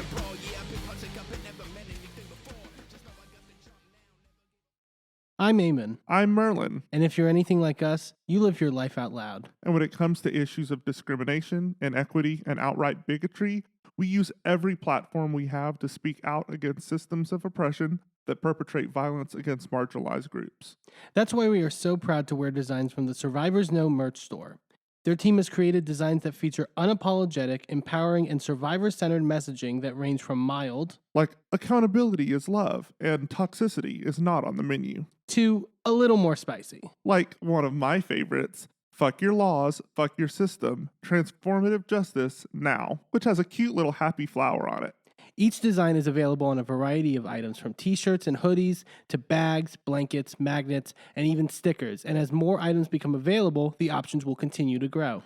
100% of the proceeds go back into supporting the amazing work done at Survivors Know to support survivors, workers, and survivor advocates by organizing, challenging the status quo, and creating alternatives to the systems that fail us. Support Survivors Know by shopping today at survivorsknow.threadless.com. That's survivorsknow.threadless.com. Sidekick Media Services. We are your sidekick in business for social media, video production, and more.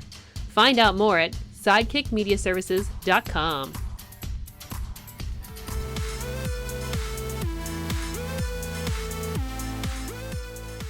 Welcome back to A Gay and His Enby. Here we are getting into our final show for the week, and that is the first part of the season 5 reunion of Real Housewives of Miami. This reunion, first part, was so fucking good. I was so, like, this felt, I was saying before, this felt like classic Real Housewives reunion. Oh, yeah. Like, I haven't seen a reunion this good in a good while. Like, there were no dead parts of it. It was firing on all cylinders. There were bold claims. There were, like, people made choices.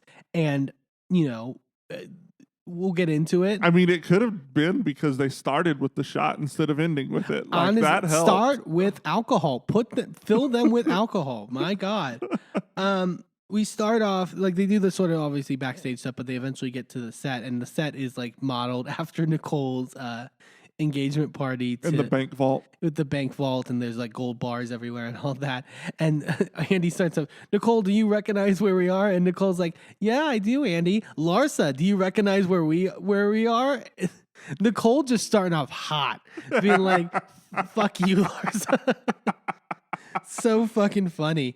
And then they sort of start introducing everyone. We talk a little bit of, the fashions. Fashions. It's so good. They're honestly beating Beverly Hills at this point. Yeah. Like Gertie's chain dress. Oh. She said it weighed 25 pounds. And it looked so good. It just dripping. Yeah, they really literally they went through and like everyone was like let me get up and spin, like let me like have my moment to show off my outfit. But like they're bringing it. They really are. And like you mentioned, they start off with a shot of tequila like they did last year and get right fucking into it. There's a question that was asked to Nicole about sort of her wealth and how she has that much money and stuff like that. We find out that she originally the house that she just sold, she originally bought for $13 million. And that was just last year. Yeah, and then they turned around and sold it for $44 million. Which, like, god damn. Like that's oh. And then Alexia immediately is like, so is that your money or is that Anthony's money? Like immediately getting a dig in. We'll get to it later. Alexia made bold choices this reunion, and I'm not saying I agree with her for most of it in terms of just like objectively. But it made for a good reunion. I think we'll get like Alexia and Marisol had gotten a lot of sort of negative critique, I think rightfully so, this season. Just in terms of argument, not in terms of, some people obviously like take it really seriously, but in terms of like arguments, in terms of like where they stood on things. And I feel like Alexia was like, I could either like be super apologetic and like backtrack and do all this stuff, or I can fucking lean in and be the fucking villain.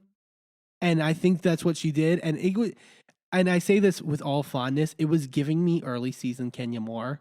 Yeah. Which you took a little for you to warm up to Kenya, but like as far as like good reality villain, I was glad she made that choice to like.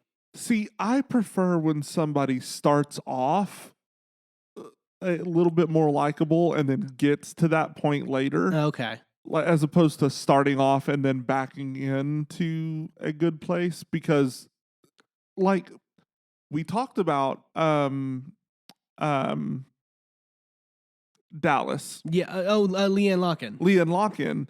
We talked about her being willing to go there and be the villain, and she didn't really. She was a villain in season 1, but she wasn't nearly as crazy as she got into the end of her time on Dallas. Yeah. And just seeing the development and the growth of that villaindom.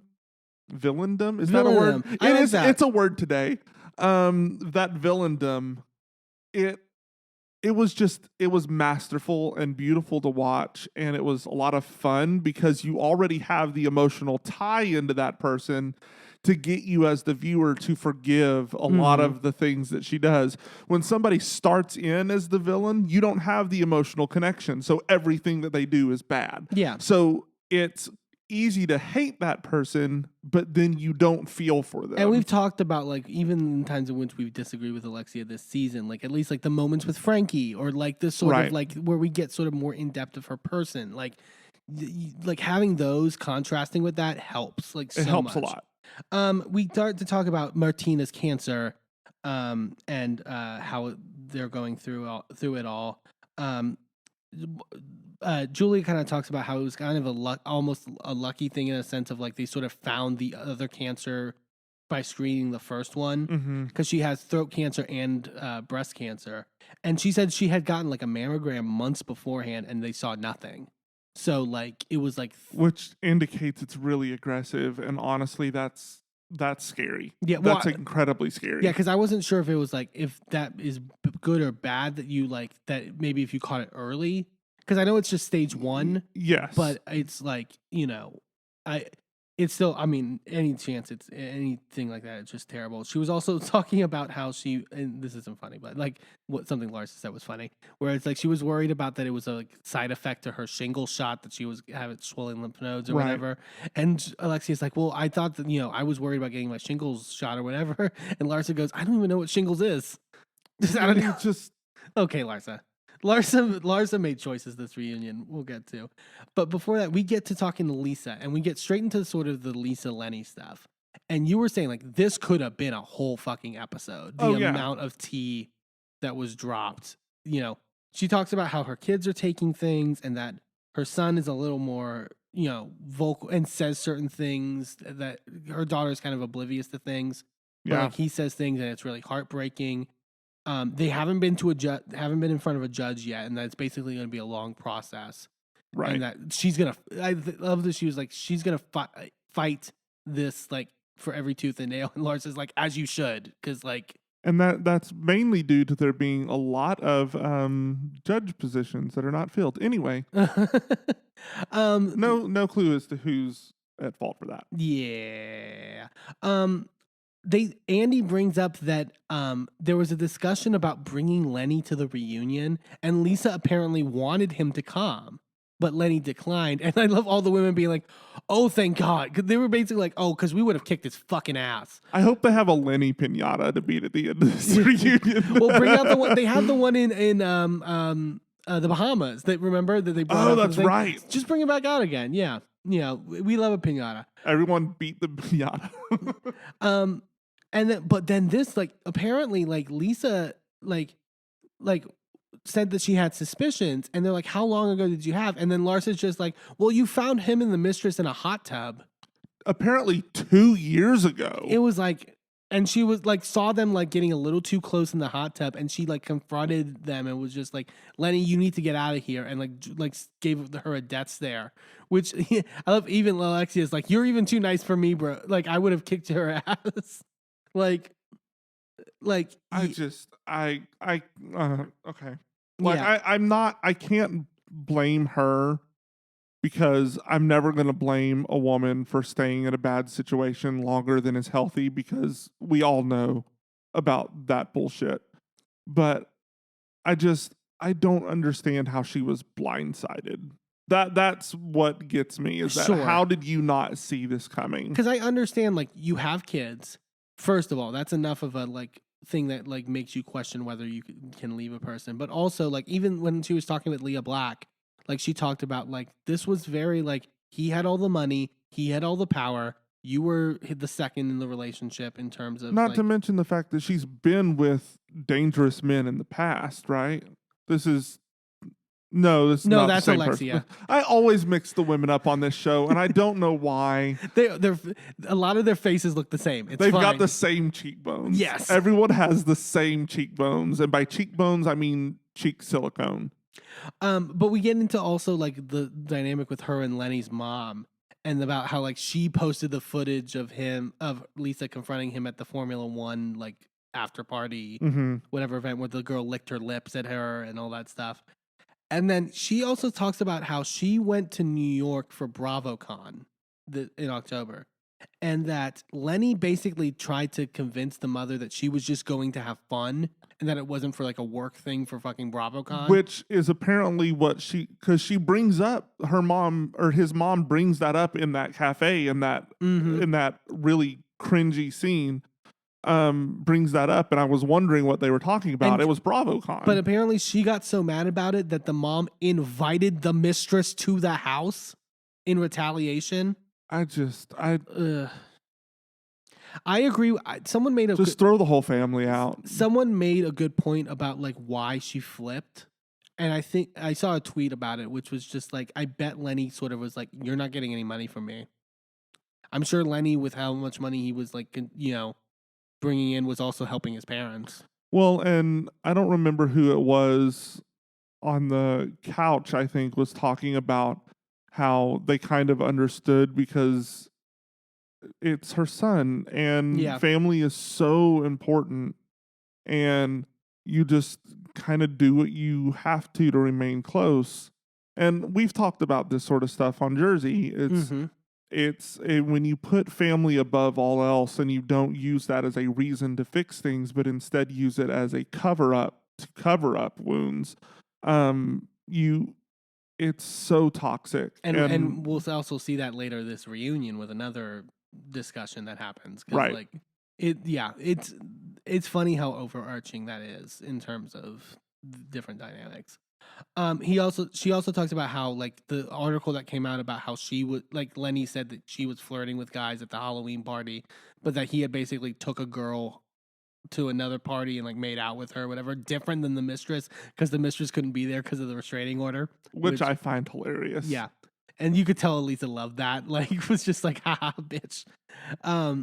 Andy brought up a really good point too, of just like, and I think just speaks to like the narcissism of him, of like, if he knew that he was going to end it with Lisa, based off of what he said on that hot mic, like, why would he film like the first half of the season where he's like going on that dinner date with her and like doing all that shit? It was like, same thing with Sandoval and Raquel. You wait till the end of the season after it's aired, and you don't have to be held accountable. And then it's not brought up on the reunion. You have months when the cameras are down and nobody has to deal with anything, and everything can die down before cameras come back. It's what Ashley and Michael Darby did. Yep. Like Michael, there's a reason Michael didn't show up the whole season. Yeah. Like, but like, so, and then basically like Lisa says that like she came home from a late night out at one point when Lenny was like planning on doing it at the end of the season, and didn't like that she was staying out at 4 a.m., which I agree with all the women who were like, you can stay out as long, like, you're an independent woman. You don't have to, like, it's bullshit that he's like being like, no, you have to, come home at this time. Like, I mean, I can understand like being concerned about where your partner different. is, but this is different. This is controlling. This is manipulative. This is malignant. And she was also saying that like she said like for the entire 15 years of the marriage was dangling the word divorce over her head all the fucking time. And it's like, that is so fucked up and like disgusting and manipulative. Lenny had said on Instagram, apparently, I'd rather be alone and loveless than ever be with Lisa. And I love Gertie just going like, what a piece of shit. And she stops herself. And I think you were like, no, you can say it. Yeah, you can say it. We all agree. We find out that Lisa's now with this tech mogul named Jody, who's backstage at the reunion. And he seems cute. He also seemed a little gay. Again, a little bit. I don't know what a gay are, because I think it was because he was like, maybe he's bi. He was like, I love that dress that you were in. Like, I thought it was really chic or something, and it was like, okay, like I don't know what that's about. But I also love Andy being like, I like that you were the tech mogul. I like the job choice. He's not looking at women's tits all day. And like, hopefully Lisa can be happy. I think like, it seems like emotionally she's moved on in a lot of ways. Like, I don't think she has that sort of like, I still love him attachment, which is good. Good. Which, obviously things are, that divorce is going to be messy as hell. But Yeah, just take the machete to that connection and just be done. Yeah. So we move on, and then, Andy starts the intro segment, and then we hear that fucking bullhorn. And Marisol goes, hi, hookers. And Marisol and Adriana come out. Which I'm surprised that they weren't, hands around each other's throats. Yeah, and it's like, you picked those two to come out together? They should have come out from opposite sides of the stage. I get they're both friends up. And also Kiki later gets her own, separate, Yeah, that was weird. Actually, I love Kiki, but did Kiki even come out? No, she hasn't. She hasn't come out yet, but she's arrived. Yeah, she did her big arrival in her limo or whatever. They asked Adriana about her Brazilian butt lift and whether she got it to shade Larsa or whatever because of how much she questioned it last season. And Adriana be like, I did it because I wanted you to own it. And everyone, and Adriana's like, I'm a Brazilian. I got a Brazilian butt lift. It's not a Lebanese butt lift. It's not an LBL. Jeez. But I'm all for plastic surgery. I'm all for women doing what they want. But Larsa, you got a butt lift. She might not have got a butt lift. Maybe she got implants. Those are different surgeries. Sure, but she got some surgery. She did not get that from working out. No. I'm sorry. No. They literally showed from season 1 what her butt looked like. It's nothing compared. It was good, but it wasn't this. No. It's and I just heard, and she's admitted to other plastic surgeries. I mean, she had to. Her face looks completely fucking different. Yeah. But I don't get why she doesn't own that part. And I also, so Andy asked, you didn't get a Brazilian butt lift. And she says, no, I didn't. And Andy goes, and everyone here believes that, right? And Larsa goes, yes. Larsa for the group says, yes.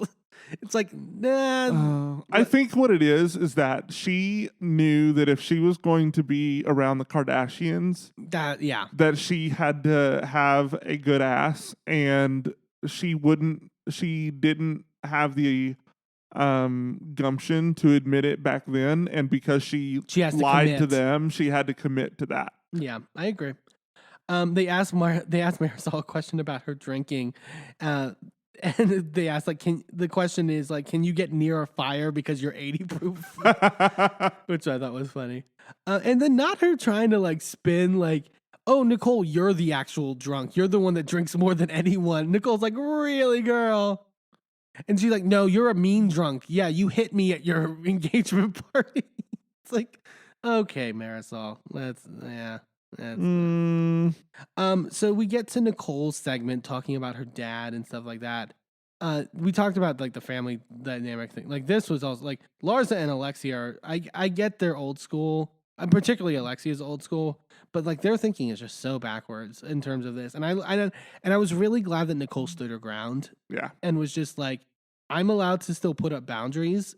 Then the fact that she said the word boundaries, and the whole rest of the cast, it seemed up in arms. No, you can't. What? Well, oh my god. Well, it was mainly Larsa and Alexia, and I think they were just they just were fighting with Nicole because they don't like Nicole at the end of the day. Even Marisol being when I was with your dad at your engagement party, I understood it. Your dad was a lot. If Marisol is saying that, maybe Nicole. I think Marisol actually kind of agreed with Nicole on this. You could tell, even when Nicole was tearing up later, Marisol started to tear up.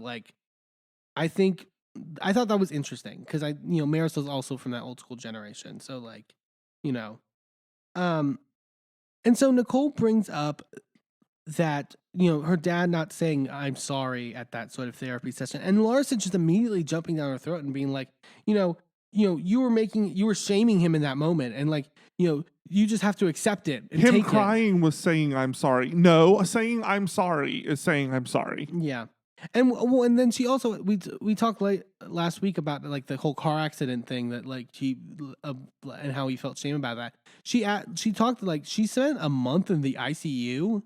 That's fucking traumatic. Yeah, I don't Nicole's getting emotional about it, rightfully so. But she says that she's thankful for the show because if the show didn't sort of inevitably forced it because they had to show their lives and stuff like that, she wouldn't have necessarily tried, Yeah. which she's thankful for, and that their relationship is getting better. They're going to more therapy sessions.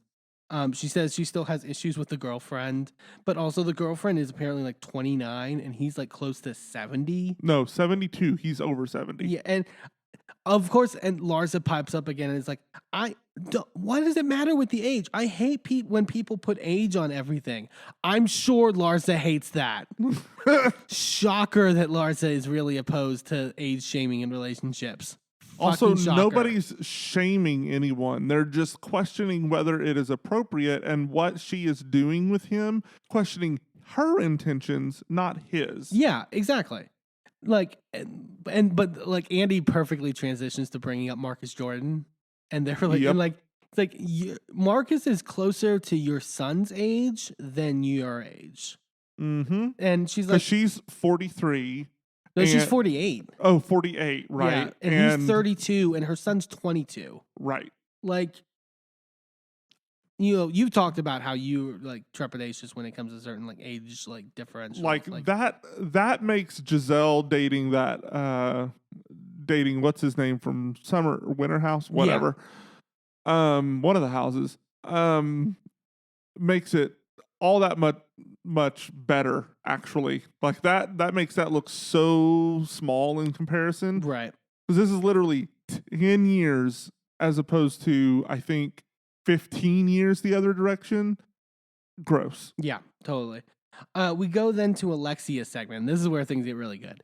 So they start with the comment that she made in that bus on the trip about like I'm a star and I'll always be a star or something, and how like Andy prefaces of like, can we all agree that everyone here is a little bit of a narcissist? To which what was it? Adriana Yeah. brought out, I'm sorry, and she had printed a definition of the word narcissist. That's my thing. out. She didn't even Google it on her phone. Like, it was like she was waiting for him to bring that up to like be like, here's it's like, wow. And then Alexia is like taking offense to it. And at one point, like she starts talking and interrupts and goes, so this is my package, so I'm going to start talking. And Andy's like, oh, okay. Of Andy being like, okay, so you're moderating, cool. I guess I'll just go home. Oh, but when he's reading the definition of narcissism, I love that at one point they're like, well, no, that's not me or whatever. And Lisa just goes, that sounds like Lenny. That made me so happy. So funny. And then Alexia and Gertie get into it sort of about like how Alexia is rude and that she thinks she's that everyone is jealous of her and that above her and stuff like that. They get into fights about like the whole, like her not doing the wedding party and like, she's shitting on her for Gertie was like, I brought you flowers and you were like, oh, I already have flowers or whatever, etc. It's not really that nice of a gift. And but like this is where I'm talking about like Alexia leaning in. She's like, honestly, Gertie, I thought it was all staged. I thought it was all like, it doesn't make any sense. I'm not saying I agree with her, but it was just like, I love that she's just like, Yeah. Barreling through at this point. And like Gertie's like taking it to her. They bring up the whole and the Gertie and Alexia fight. You were saying like at a certain point you couldn't understand what any of them were saying. Well, because everybody was talking over everybody, and I was like, I can't. Like my ADHD and my autism, just like I can't. I got overloaded with that, and I was just like, nope, I'm gonna tune this out because I can't pick up what anybody is saying. But I picked up Alexia being like, you're terrible to work with. You treat your driver terribly. You treat Russell terribly. You're not going to castrate me just like you castrate Russell. It's like, holy shit. Like, again, not correct, but very much a villain choice. Like, just being like, you fucking like castrate your husband. Jesus. And then they ask about the comment that Alexia made about Russian prostitutes and how it was offensive to Julia. And again, for Alexia, who was so critical of Nicole's apology and you can't make excuses. You can't say but. No but in your apology. There was a lot of buts and there were a lot of excuses in this. And the biggest but was Alexia. Yeah. And then she said something like, I understand because it stigmatizes or stigma. It's a stigmatism. And Adriana's like, that's an eye condition. And Nicole's doubled over laughing. It's hilarious. Nicole's like, oh, it's a stigmatism. And Marisol, he's like, okay, Amex. And then Nicole going, I'll add you as a co-signer so you can have one too. That was such a good read. It was just, it was so good. And then so she apologizes to Julia again. Julia accepts the apology and says it feels more sincere this time. You know, whatever. Whatever. But then they go to the whole boyfriend, or Adriana's boyfriend, and whether he was married, and Alexia not scrolling to the bottom of the thing. Oh my god! And she's like, "Did you ever?" Andy's like, "Would you ever apologize for that?" It's like, "No, I'm not. I didn't apologize for that, and I'm not going to apologize for that. And here's why." So they were never. He was never her boyfriend. Adriana rents her boyfriends. And everyone's just like, wow, like just throwing out these like accusations again. But and Adriana's like, he's a doctor. I'm pretty sure he didn't need me to rent him. Well, I don't think she meant it this way. Adriana goes, he's also a doctor, and I was like, also, like I don't think that's what you meant. But also Andy acting confused of like, well, what would he get out of it? And like being rented. Like means money and being on exchanging. television, as if there wasn't a whole storyline in Atlanta about Kenya buying her boyfriend. Like, right, multiple. Yeah, so it's like she knows what he's talking about. I'm not saying I necessarily believe it. I don't either. But then we talked about Adriana with like pulling out the narcissism definition. Then she pulls out these text message receipts from Alexia, and this was one of the best use of receipts I've seen in a while on the show. And this text message exchange with her and Alexia from 2020. And it's her basically, Alexia being like, hey, I know this guy who wanted your number. Can I hook you up, etc.? And Adriana asks, like, she's like, no, I don't know if I want to. Is he married? And Alexia is like, LOL, I don't know. But I know his relationship was rocky or whatever. And he seems like a really nice, essentially being like, I don't know if he's married, but you should still try to hook up with him. And it's kind of a big, like Nicole like latches onto it. And it's just like, so you were fine with him dating a married person, possibly, dating a married person, possibly, like because of these like past text messages. Adriana got her good with that. Yeah. Like it was a good and credit to Adriana. A lot of people don't, and I think I last week didn't really give her full credit into how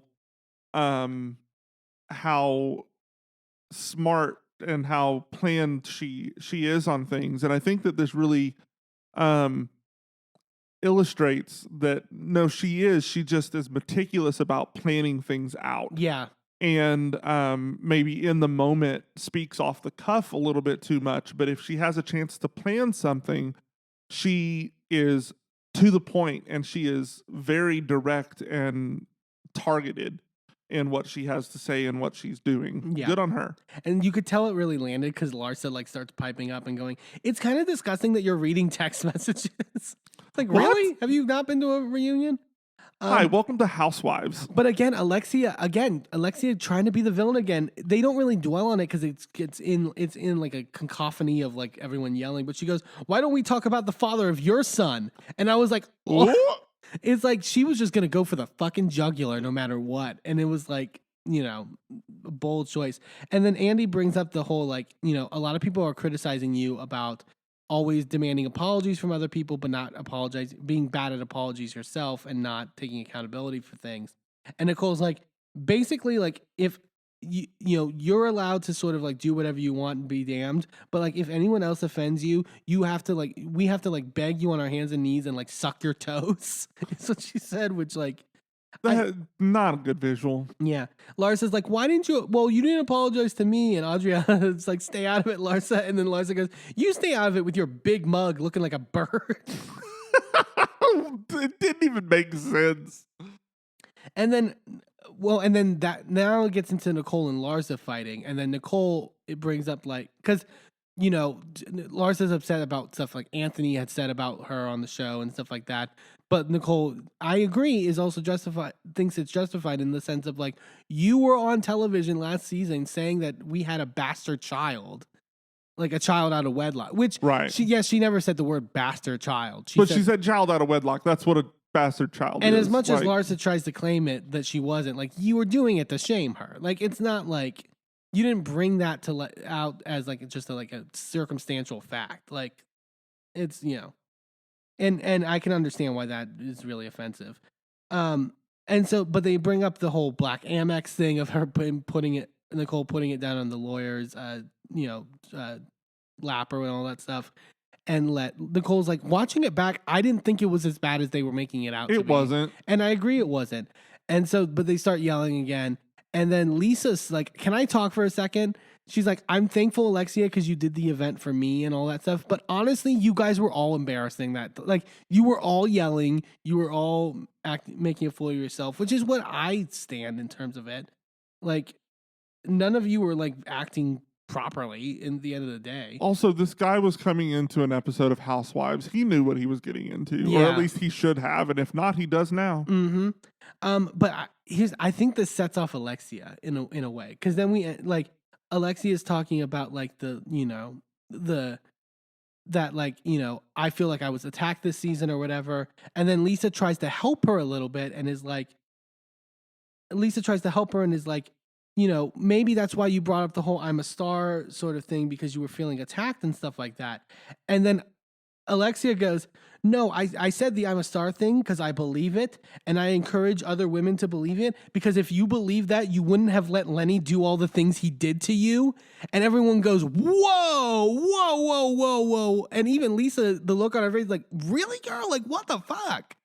Like, She better be glad Larsa was in between them, because there could have been some nails. like, that's what I'm saying, though. Alexia was just like, did not give a shit this reunion in terms of like, I'm just going to say what the fuck I want. And honestly, good on her for it. I'm not saying I agree. I mean, she was, honestly, it also helps Adriana at the end of the day, because there were so many comments Alexia was making at this reunion where it's like, I don't even care about the Frankie comment anymore. Yeah. Like, you know, it's like 3-1 now. And also, at least the Frankie comment was clearly a mistake. Like, Sure. this is pointed attacks. Yeah. Like, the Frankie comment was not a pointed attack. It was trying to get you to see reason. Sure. But I mean, clearly Alexia can't do that. But I love that, again, like, I feel like when you get such that negative response from the fans, you can pull like a Heather Gay and like try to make an excuse and try to salvage things and be like, no, I'm a good person, etc. And try to like, or you can just lean the fuck in. Mm-hmm. And I honestly appreciate it at the end of the day. It was such an entertaining reunion. I really enjoyed it. Well, and I'm glad that, because we haven't talked about it, I'm glad that they decided to make this 3 parts instead of just 2. Although I will say that means that we are getting 1 week overlap with the end of Miami and Ultimate Girls Trip. Yeah. So we'll need to make sure that, and all of our listeners, make sure that you watch that last episode of that reunion before you head into Ultimate Girls Trip, because we do have Miami Housewives on the trip. So that will definitely inform what's happening and there. that will be exciting, because it even looks like on that Ultimate Girls Trip, like Alexia and Marisol fight at one point, which like that's like, you know, I think even with like sort of the like, you know, personal opinions of people's like in terms of how they move and operate on the show aside, this is such a good fucking cast. Oh yeah, It's such a good fucking season, and like they're killing it on all fronts. yeah. All right, so tops and bottoms. So anybody who watches our TikTok or social media may have seen the video that went out last week about Eamon making an unfortunate choice for his top for the week. Oh God. We will try to make sure we don't pick somebody for the top this week that ends up revealing a 7-month affair, you know, ruining a 10-year relationship, you know, for a woman that grandfather just died, dog just died, like all of this awful stuff, and then turn out that your partner's been cheating on. Anyway, we'll try not to do that this week. God hoping.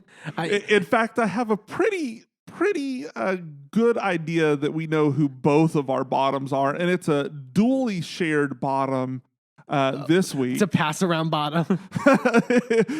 Not necessarily a party bottom, but pass around definitely. So let's just name our 2 bottoms for the week. Okay, 3, 2, 1. Tom and Raquel. Yeah, Tom and Raquel. Fuck Sandoval. Fuck them. Raquel. Like, what the fuck were you thinking? Take your trombone and shove it up your ass. This is disgusting. We both literally were watching Vanderpump Rules and like jeering and booing at the screen, like just angry. Like, I have not been this angry watching a show in so long. And I think it's just because we had all week for this to build up and all of this crap kept coming out constantly. Yeah. And just, fuck those 2. Fuck Tom Sandoval specifically, but also fuck Raquel because, like, no. Usually I'm not one for, like, shitting on the other woman in a situation of cheating because she wasn't the one in the relationship. But it's those lightning bolt necklaces really changed that opinion. Well, it's not even just the lightning bolt necklaces. It's the fact that she was she was supposed to be such a good friend to Ariana. Yeah. She betrayed Ariana. It wasn't so much the fact that it was that she broke up a marriage. Fuck that. Or not a marriage, but, might as well Essentially have been. a marriage. Essentially a marriage. And it was the fact that she betrayed Ariana. Yeah. Like, that's my problem. Team Ariana. Team Ariana. Fuck these guys. Fuck these men and Raquel as well. Throw her out with the bathwater. Yeah. And I think we actually may have picked the same top for the week. Do you want to do on 3? Yeah. 1, 2, 3. Jen Fessler. Comedy genius, Jen Fessler. If it comes out she has a 7-year affair, I'm going to be so mad and so surprised. So mad, so surprised. Especially if it turns out she's been having a 7-month affair with Margaret's husband. Yeah, that's what it has to be. It would have to be Joe that she's having an affair with. How many Joes are there on Jersey? Jesus Christ. But yeah, does nobody know a different name than Joe? No. In Jersey? It's the law. Apparently. Joe and Frankie. Overused. Anyway, but yeah, if we find out tomorrow that Jen Fessler, is having an affair, she's not having an affair, guys. She's not. But Nobody clip this out and try to make it act like we're not saying that. We're not doing that. Yeah, but no, that franchise needed such lightness, especially after the last couple seasons, that she brings in spades in a way that's just so funny, and like I really gravitate to her every time she's on screen. Yeah, it's great. I mean, it to me, I don't think it's the fact that she also looks like one of my favorite other housewives, which is Heather Dubrow. But that doesn't hurt things. Like, I love Heather Dubrow. So the fact that, and I know that's an unpopular opinion, come for me, whatever. But once we get on OC, I think you're gonna have a long diatribe about like because it's very in depth of like why you like her and nuanced in a way that's I think people need to hear. It also helps that this week she has come out and like with her son coming out as trans. And if like people who aren't on television, thank God, if I could give a bond to anyone, also it's Kelly and Rick Leventhal. Yeah. Go fuck yourself. Like attacking a trans kid, really, just because you don't like his mom. Fuck you. Hey, and also, hey, Rick, maybe instead of focusing on other people's parenting, maybe you deal with your own relationship with your daughter to the point, clearly to the point in which she doesn't invite you to her fucking wedding. Maybe worry about that first. And also, maybe put the same sort of energy into trying to win an election. Can't do that either. What? So, anyway, so I think, the fact that she reminds me visually of Heather Dubrow really gained some points in my book for Jen Fessler, but she has like completely earned her place there on her own. She has stood out, especially just being a friend of, like, she is just blowing it out of the water. And if she doesn't end up full-time cast next season, I will be very upset. I agree. I love to see it. Hey, thanks for tuning into this episode of A Gay and His Enby. Join us next time for more of our recaps and hot takes. And be sure to subscribe and leave a review wherever you are listening. And check us out on our social media at A Gay and His Enby on all the platforms. A special shout out to Shane Ivers, who wrote Pulsar, the song we use for our theme. I'm Eamon. I'm Merlin, and we're we're out. out. This show is a member of the Sorgatron Media Podcast Network. Find out more at sorgatronmedia.com.